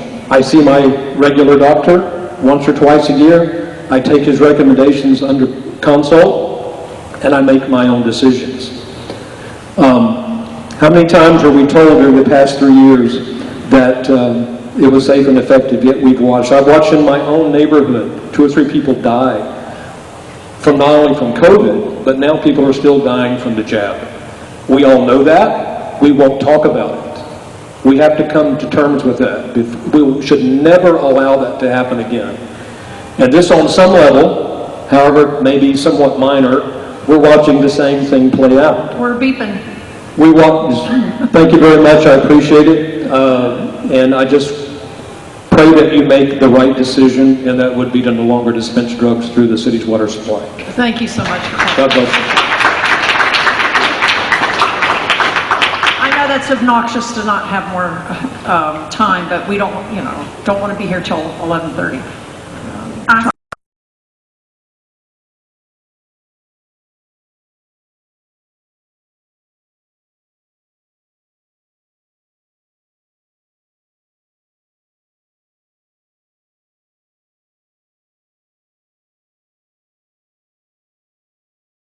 All right, we'll get there. All right, so I do want to address a couple of things that I heard when I was first listening to the first presentations. Fluoride is always fluoride, and it's always the same. This is just blatantly misinformation, right? You have synthetic and natural fluoride. You have calcium fluoride, sodium fluoride. They're drastically different, and the sodium fluoride that's added to the water is much more soluble, thus it is integrated into the body and absorbed way more. So that's just blatant misinformation and very dangerous, because So some of the things that people have brought up, which is children are being basically given fluoride directly to their brain because the placenta does not filter it out.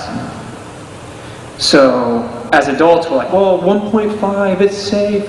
We're talking about developing fetuses where the placenta cannot filter out the fluoride going directly to their brain. Okay, so that's disgusting. Another thing is the skeletal development of that baby. So I haven't really heard this discussed. This kind of gets under the radar a little bit. But there's skeletal fluorosis. And what happens is the fluoride actually builds up in the bones over time. So we've seen a skyrocket of arthritis, every different type of arthritis. Well, it's very hard to distinguish between these two, skeletal fluorosis and different types of arthritis, when you're diagnosing the skeletal issues. When the baby is developing in the womb, its skeletal structure is literally being developed. And so we have fluoride going directly to a baby that's still being developed. And I want to address the primary argument always made. So they say there's no study showing that it's not safe. You have to show a study that it is safe. You added it to the water. So that's not how that works. It's like, oh, well, under 1.5, over 1.5, it's admitted a neurotoxin. It's extremely dangerous. But you don't have any studies showing that below that it's bad. Well, no actual study's been done to even try to show it. So that's very convenient. So this is just mind-blowing to me that it's 2025 and we still have fluoride in the water. It's actually just very primitive. And then I'll say one more thing. I actually categorically reject that it was done with good intentions. It was not. It was profit over people. People had to get rid of their waste products. It was very difficult to get rid of their waste products. They added it to our water. That's all there is to it. So there's poison that eats through concrete, put in your water for profit so they can dispose of it easily. It should be categorically rejected across the board. And thank you. Thank you.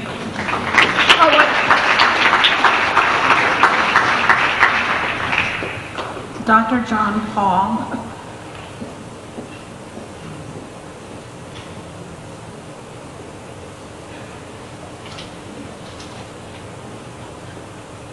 Good evening, I'm John Paul. I practice in Lakeland, Florida. Do not have the honor of being a citizen of the city of Bartow, which I reckon makes me yet another traveler from a distant land here to tell you how to do your city's business. I do rise to urge you to keep fluoride in your water at optimal levels. I applaud Dr. Latipo for saying that where common sense is available, perhaps we cannot thrash each other with reams of research. I've been practicing for 35 years in Polk County. I help people who have the benefit of fluoride, people who do not have the benefit of fluoride, and perhaps my experience will be of benefit to you. I can tell you where fluoride is available, and fluoride is not magic. It doesn't make all the cavities go away, but it helps. Where fluoride is available, I see cavities come in 1 and 2 per kid, 1 and 2 per grandma. Where fluoride is not available, I see cavities coming in 1 and 2 per tooth. I spend my whole day dragging disease out of people's mouths and trying to restore them to proper function and appearance. Every time I put something in that's man-made, I know for a fact it's going to fail at some point. The question's not if, the question is when. So if I have to put in one filling, I know that at some point, a long and healthy life, I'll get a chance to put in another. I'd rather prevent that entirely and not make my living off of people's pain and misery. Thank you very much for hearing me. Thank you.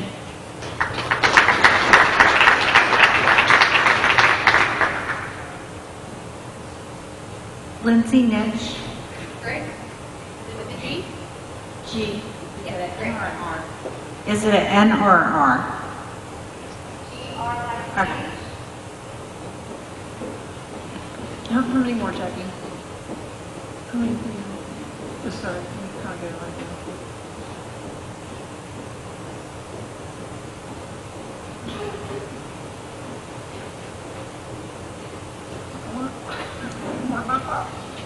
Public speaking is not my favorite thing, so bear with me. Okay.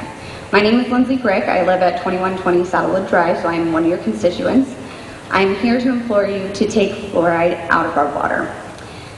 One of the biggest issues I have is that when you have an expert who comes to the table and makes claims of no countries in the world have stopped fluoride, but yet quick Google search shows you that's completely false, we have problems, okay? I can tell you wholeheartedly that I have been following this man for the last 4 years. He has helped me save many people from the things that he has done, okay? So I trust when he stands up and says, hey, you need to listen. I am a mother who does not use fluoride, okay? My children are not wrecked with cavities.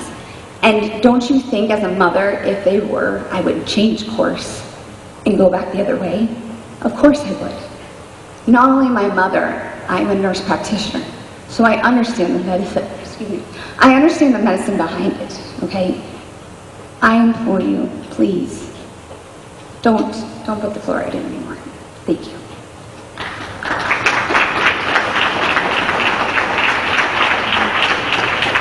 Sherry Kelly.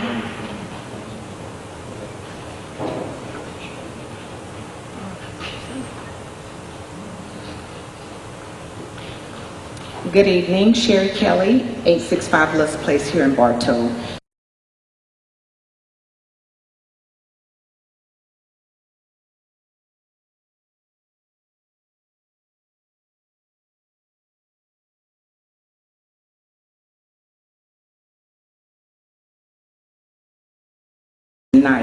There have been comparisons to rats and animals and humans, and I'm no doctor, but I do believe human genetic makeup is totally different from that of any animal. I've heard the parts per million, 1.5 parts per million, 1.5 milligrams per liter. I don't know what those measurements are. I don't know how they compare. So this leaves me, again, with more questions. I've heard the first group speak in favor of fluoride. I've heard the second group, in my opinion, rebut that. It still leaves me with questions. I hear our speakers, they speak about, please leave the fluoride. I hear speakers say, please take the fluoride out. Even with all this information, it leaves me with questions. So my question for you, our commissioners, we've had speakers come up and say, give the citizens a choice. The very first speaker we had, he spoke about give the people a choice. The mom that came and spoke, she spoke about giving people the choice, giving them the choice. With all of this information, I am still, I don't know. I don't know. There are pros, there are cons. I grew up with fluoride in the drinking water. I think I'm okay. I mean, we've all had our health issues, and for the most part, we're okay.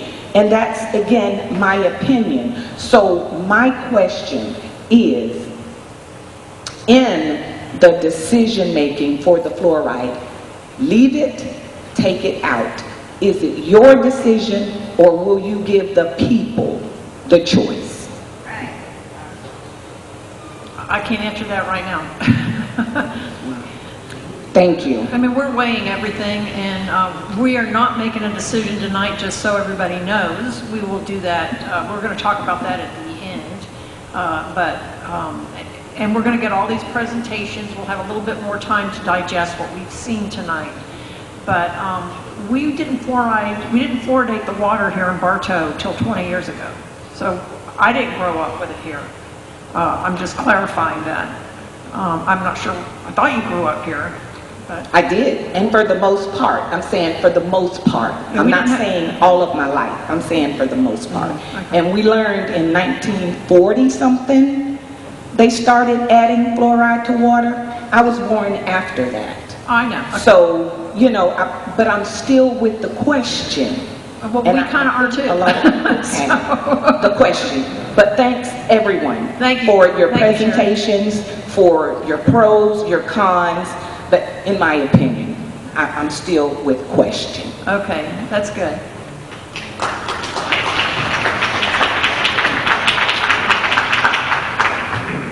Dr. Joel Boheimer. He's getting 6 minutes. Time is building. Oh. Yeah, I've been seated an extra 3 minutes. I'm going to try not to use those 3 minutes, please, because it's been way super long, and there's a lot of people who are interested in this who want to talk, and I want to not talk as much. And I do have a PowerPoint, so this is it. Okay, go ahead. So Dr. Joel Bohemia from Naples, Florida. I'm co-founder of Stand for Health Freedom, where our concern is informed choice. And I'm also the co-owner of a website called greenmedinfo.com, where we collate research from the National Library of Medicine only. Okay, so this is peer-reviewed research. So on our website, we have 248 unique abstracts of studies regarding the harms of fluoride on the human body, where there's 26 adverse pharmacological actions, okay, including neurotoxicity, anti-fertility, cardiotoxic, oxidative, like one of the people we're talking about earlier, and the list goes on and on, okay? Our website and the research shows that it potentially contributes to 91 different diseases, although the focus here has been on brain, IQ, and ADHD, which is prevalent nowadays. Interestingly enough, I've spoken at a handful of these around the state. I'm from Naples. We had it removed there. We had it removed in Collier County, removed in Immokalee. And every single person that I've spoken to who actually works with fluoride directly, all have either come publicly and said, you've got to remove it because it's poisonous, or they've come to us privately afterwards and said, thank you so much, we want it removed out of the water. These are the people who work with adding fluoride to the water, except, ironically, for dentists. Dentists seem to be the group who are absolutely and staunchly supportive of fluoride, because for the last 70 years they've been absolutely and staunchly in support of fluoride. And that's what we have here tonight, except a few of them from IOMT, but the majority of dentists are I want to say, really intensely supportive of fluoride. So what we found is the last, there have been two, obviously, that we talked about, the two last big tectonic shifts in the mindset of fluoride have been the EPA's lawsuit, which the EPA was ordered and instructed now to go and remove the fluoride and figure out how to remove the neurotoxicant from the damaging brains of children, because they said anywhere between 4 IQ points to 10 IQ points were being reduced in children, right? And obviously the National Toxicology Program came out and said the same thing, that it's damaging the brains of children. And that's why we're all here today, and that's why there's standing room only today. And I just want to share a few points, because generally the dentists come up like they did exactly the same thing tonight, including the dentists from the public who come up, and they say, well, the CDC says it's safe, and they say the EPA says it's safe, and the American Dental Association says it's safe. Yet when you ask the experts under oath, and this is the difference, under oath, they will say, just like Dr. Ed Ohanian from the EPA, the question is, a baby that is formula fed receives over 100 times the amount of fluoride as a baby who is breastfed? He's asked the question under oath, and what does he say? Yes. EPA expert Dr. Joyce Suji, do you think the recommendation to avoid the use of fluoridated water in infant baby formula is a reasonable and sound recommendation, she's asked? It certainly appears to be reasonable, given that the dose to infants is potentially greater than the reference dose for dental fluorosis and provides no benefit at that stage. Next expert. There's no need to scream. Oh, sorry, I just get a little excited. Let me stand You're back. doing really good though on the microphone. Okay, thank you. Okay, again, CDC, Casey Hannon. CDC agrees with the NRC that it is apparent that fluoride has the ability to interfere with the function of the brain and the body by direct and indirect means, he's asked. And under oath, he says, yes. and the deposition of the EPA neurotoxicologist, Dr. Stanley Barone Jr., fluoride has the ability to interfere with the functions of the brain. What's his answer? Yes, I believe the findings of the research are correct. And the last one, who is supposed to be the absolute and utmost expert, she is the EPA's expert, Dr. Joyce Donoghue of the Office of Water. And she's told and asked, there is significant relationship between low levels of fluoride in the urine of pregnant women and ADHD symptoms in children. Yes.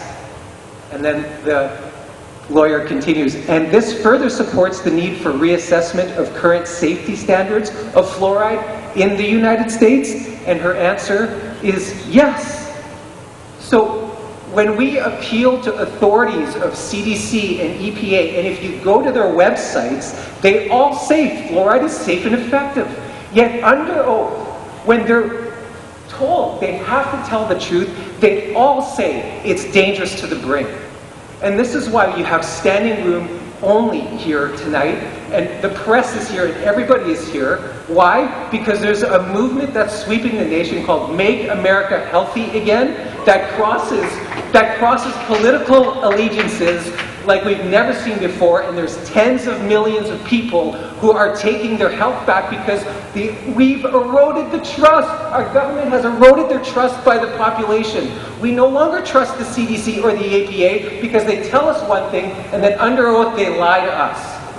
So the question becomes to the people of Bartow, if you're standing there with your child and you're told you can have fluoride in your water, but the chances of your children developing brain damage, lowering their IQs by 4 to 10 points, which is 4 to 10%, is very high, or you could fluoride your water and protect your caries. The answer is clear. The answer is very clear. It's time to remove fluoride from the water. Thank you very much. Thank you very much.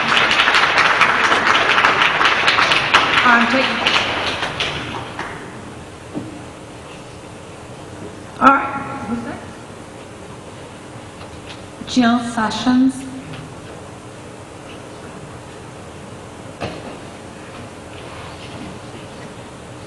Good evening. My name is Jill Sessions. I own a home on Walker Lake Road in Bartow/Alturas. I'm just a mom too. I have well water, but I buy food and drinks prepared with municipal water, so I have the exposure. I have a genetic disposition for Alzheimer's disease. I didn't hear a lot mentioned tonight about the correlation between that and fluoride that we ingest.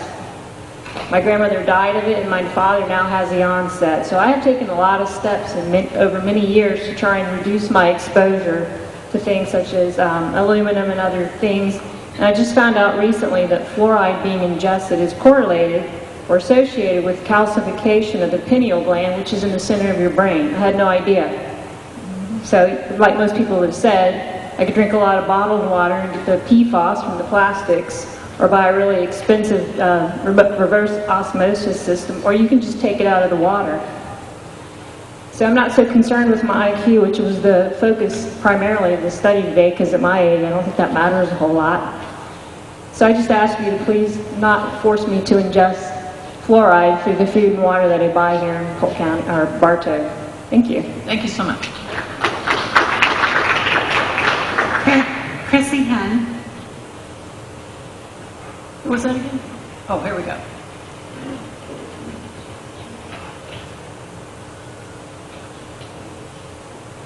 I am Chrissy Hine. I'm a Lakeland resident right now.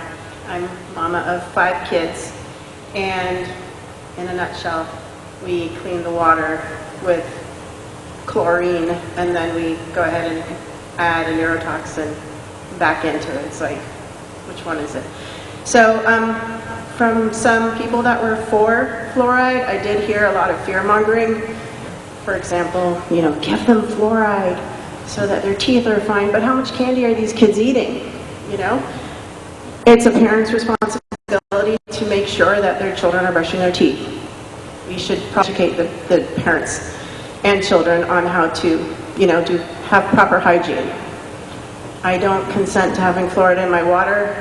If you'd like to offer a fluoridation program per person's home, but I don't want it in my water that I have to now pay a lot of money to get it all removed, basically.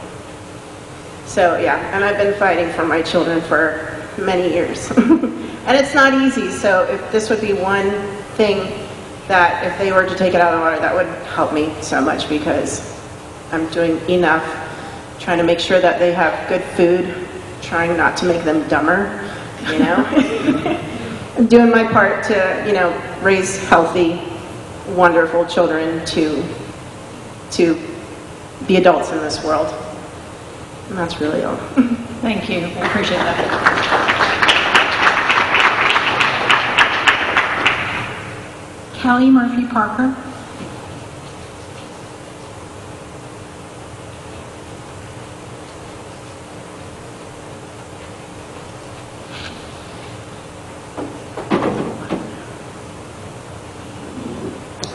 Hello, my name is Kelly Parker, and I live in Bartow, Florida. Come a little closer. Really? You can't hear me? There you go. So I'm a Bartow native. I'm really surprised at all of the people who have come from outside of the community to speak about this. And I'm also concerned about the way in which some of the information has been presented, and I'll get to that in just a second. But I don't understand the pushback against dentists, because to me they seem to be the best ones suited to speak to this issue. Why would we not listen to those who are most qualified when they address the issue and the health benefits of having fluoride in the water? I do have a problem when you start throwing around statistics, because you can twist numbers to say pretty much anything you want. Cherry picking a yes here or there out of a deposition is not helpful. It's not informative. Some of the studies that were cited, they talked about the natural, or that fluoride wasn't added in New Hampshire and Vermont, I believe that it was this the study that you cited? Okay.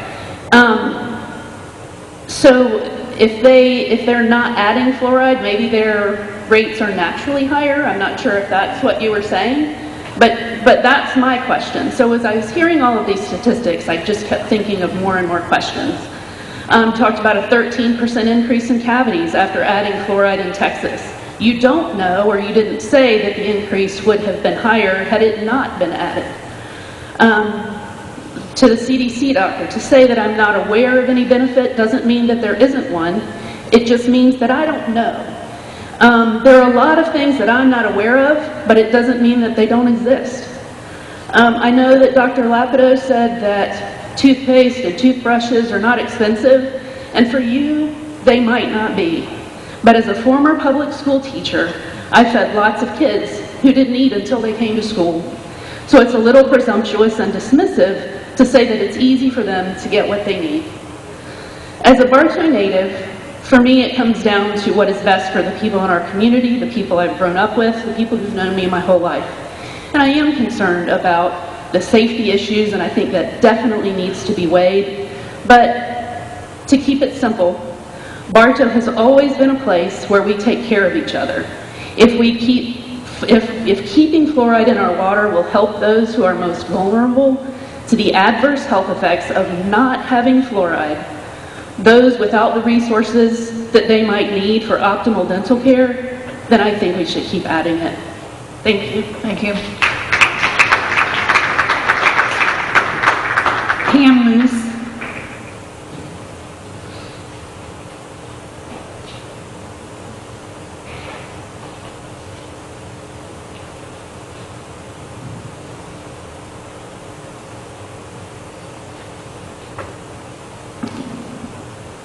Good evening, I'm Pam Luce, and I am a Bartow resident as well.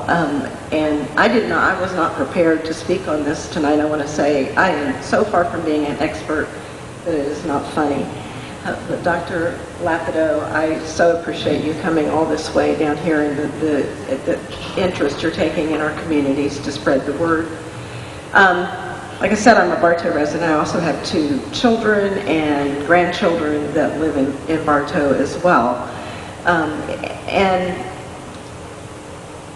I agree with you, with Dr. Lapido as well, that about the misinformation, that misinformation, I've come to hate that word, that it can be spread out there. Let me tell you about my 3 children. I've got my 3 children. I had 2 that grew up. We did all the same things, ate the same foods. They had to brush their teeth every time in the morning, but I had one of my children that when her teeth came in, there were cavities everywhere. It just happened. I talked to the dentist about it, and I said, what is this? She's no different than my other 2 children who grew up with no cavities whatsoever. And he talked to me about this, was it, just some people are genetically made to have more cavities. It's just the way they are. So within my family, that was a complete difference. But one thing I do want to say, some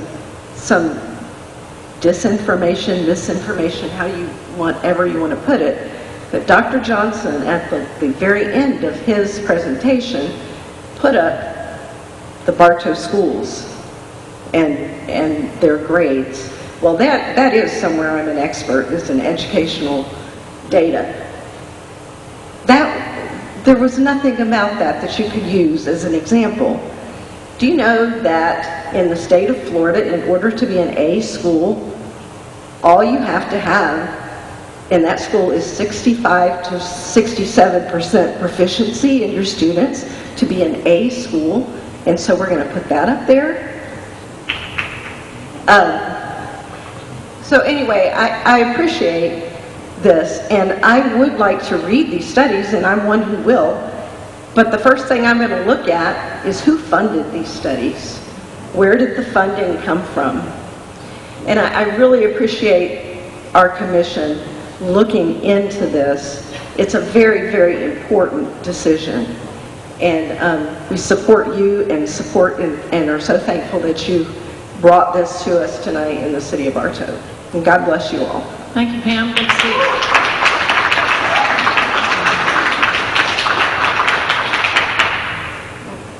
Woo-wee, okay.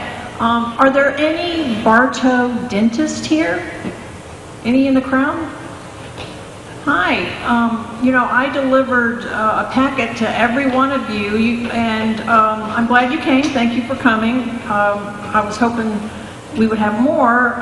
Do you want to, I don't want to put you on the spot, but, is that a paper? I mean, I'm just saying, I delivered to 6 dentists, and if you're the only one that came here, I'm a little surprised. Hi everyone, sorry, I'm not a public speaker, so That's I okay. apologize in advance. My name is Mary Teresa Prendeville, and I have a practice here in Bartow. Yes. And I do want to say, with all my education and my research into the issue, I would be doing a great disservice if I didn't recommend fluoride to stay in the water. Now, I do agree that it should be a personal choice. However, after having treated so many children in public health in Tampa, in Maryland, in New York City, those children that I treated that were not exposed to fluoride, there's a great, anecdotally, much larger preponderance of caries and severe dental infections, and also tax dollars going to hospitals because of the amount of dental emergencies related to dental infections that were 100% preventable. Fluoride doesn't completely stop all cavities from forming. Obviously, diet plays a bigger role. However, when fluoride is incorporated into the water, when the fetus is developing and the pediatric teeth as well as the adult teeth are developing, when it's incorporated into the enamel, the child has a better chance of not having rampant dental decay than a child who doesn't have fluoride in the water. And anecdotally, I'll just say, my parents are immigrants from Ireland. They both had horrendous teeth. I grew up in Miami, which is a fluoridated city, and I have 5 brothers and a sister. Now, some of my siblings have had some dental issues, but nothing in comparison to that seen in my parents or other family members that grew up in Ireland in a time when they did not have fluoride. So that's just an anecdotal piece there. I understand if there's financial concerns in terms of adding fluoride to the water. It is, I don't know what percent of the budget it is, but I do think that our children's health is more important than making this budgetary cut. Neurotoxicity, I wanted to speak to some of the studies that were mentioned. Unfortunately, this isn't really a good venue to talk about studies and statistics because you need to evaluate the goodness of the study. And unfortunately, those discussions are not being had. Not every study is valid or reproducible. So I encourage everyone to look at the research themselves thoroughly. Don't just take one person's word for it. Thank you. Thank you. Thanks for coming.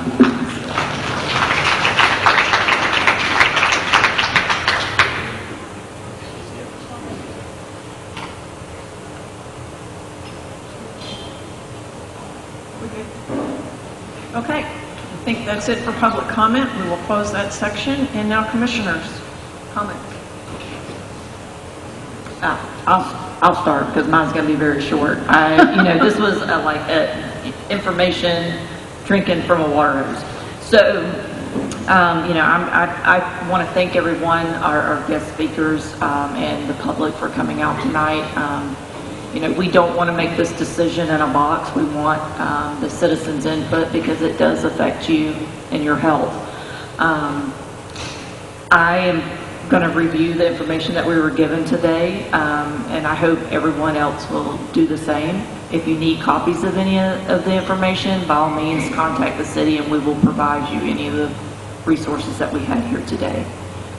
But thank you for coming out and participating in this. We really appreciate it.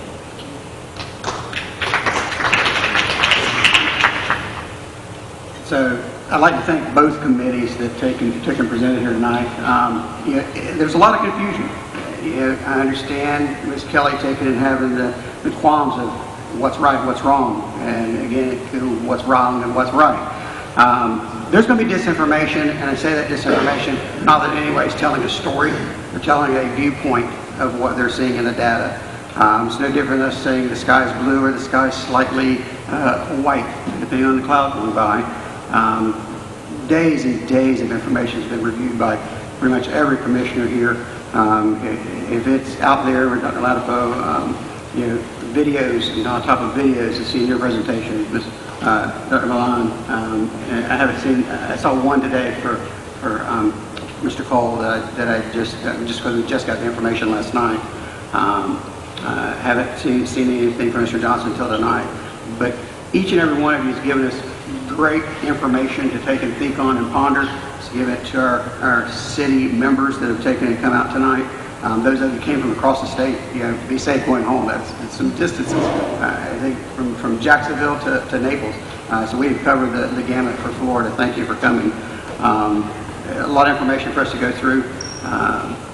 It's just going to be a perspective, based on everything that we can go through. So thank you greatly, and to the city members. Thank you.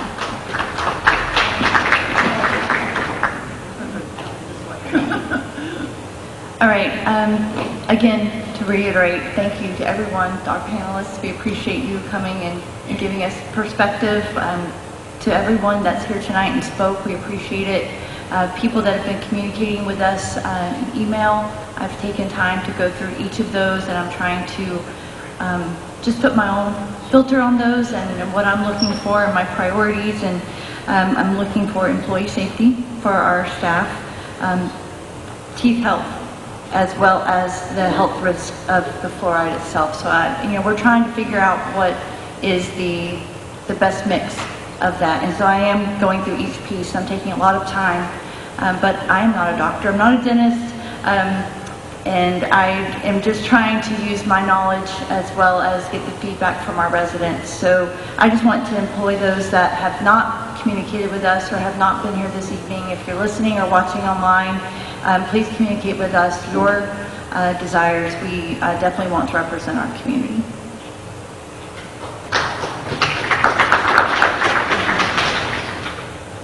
Yes, one of the things that I appreciate the city of Bartow doing and listening to the other cities and towns and villages who have gone through this is that we just didn't take one side and vote.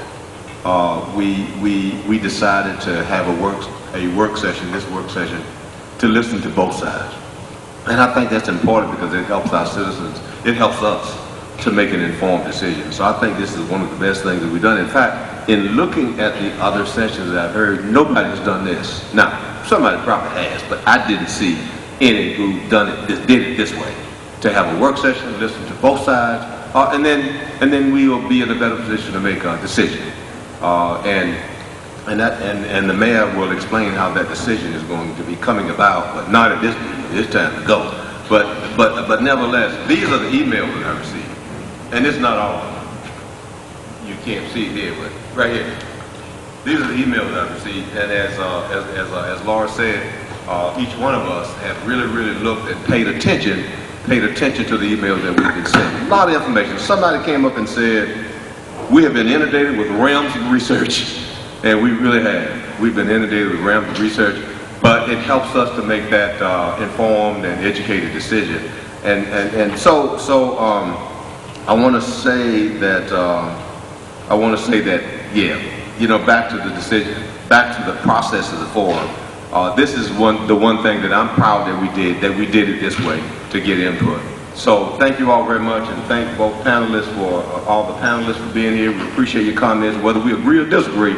I think the civil thing to do is it's like a saying that I always think about, and that is seek to understand before you seek to be understood. So we want to seek to understand. So you all, and then you all can seek to be understood from us. So we thank you so much for being here, and as Laura said, have safe travel and God bless.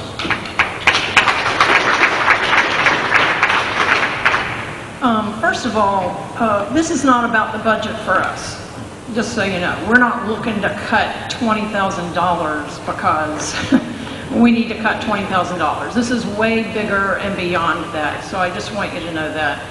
I think it's very important to take our employees who we value, that run our city.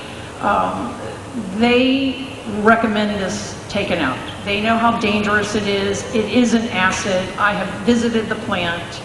I've seen the corrosion in the concrete with my own eyes. I've seen the erosion of the metal where it just ate it up. And that's pretty disturbing.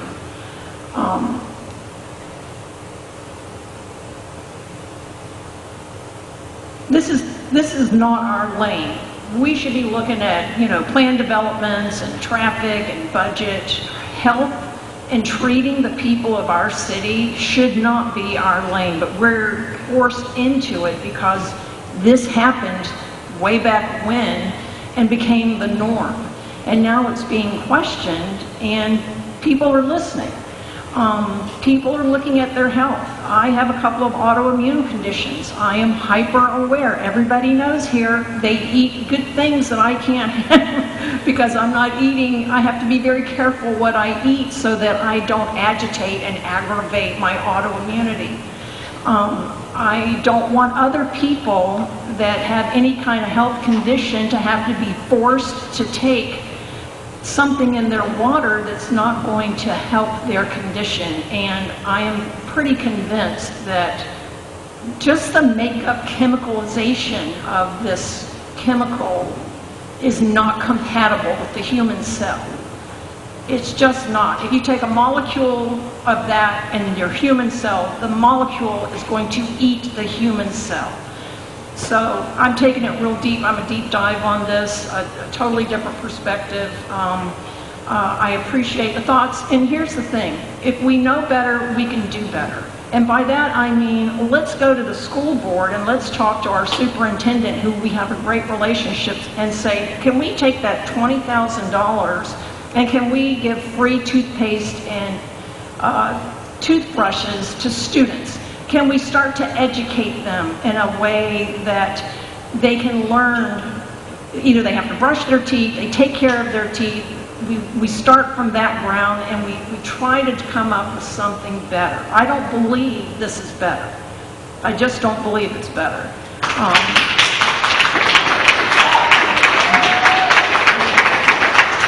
But I want to do better, and I think we want to do better too. And maybe it starts here in Bartow. I mean, I'm okay with that. I'm okay with digging in and trying to find a way. I talked to the Polk County Health Department. I called them up and asked them, I wanted to, figure out where they are. They follow the Surgeon General. The Polk County Health Department follow, all the health departments in the state of Florida follow the Surgeon General.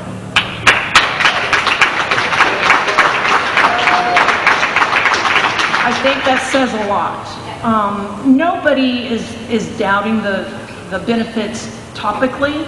If you go to the dentist's office, they have to get permission to put that on your teeth. But we're not giving the people, they're not giving us permission to put it in the water. So, my file is bigger than his file, I want you to know right now. But that doesn't lessen the fact that we're all taking this seriously, and I'm having an ethical problem with it, and I don't know how we even got the authority to do this, because this is a caustic chemical. And so here's what we're going to do. I want to ask the commission, our next steps for this. We have a meeting March 3rd and a meeting March 17th. Commission, what would you like to do? Would you like to put that on the agenda? The city manager and the city clerk, they work on our agendas. And when do you want to bring this back so that we can take a vote on this? We're going to get all these presentations. We'll have more time to add to our folders so they can stack up even more.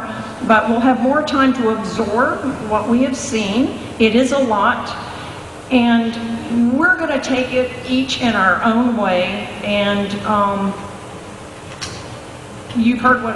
Okay, so Commission, what would you like to do? Mayor Pfeiffer, if I may, I would like to push it to the 17th to give the public time to review information, to contact us, to ask any professionals that they feel, has their best interest. I would like for them to be able to do their own research, and I know how long it took us to get here.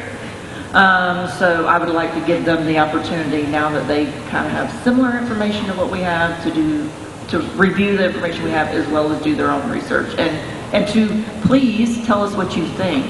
Email us. You don't have to necessarily call us or whatever, but please email us. If you want to email to the city clerk and have her disperse it to all of us, that's fine as well.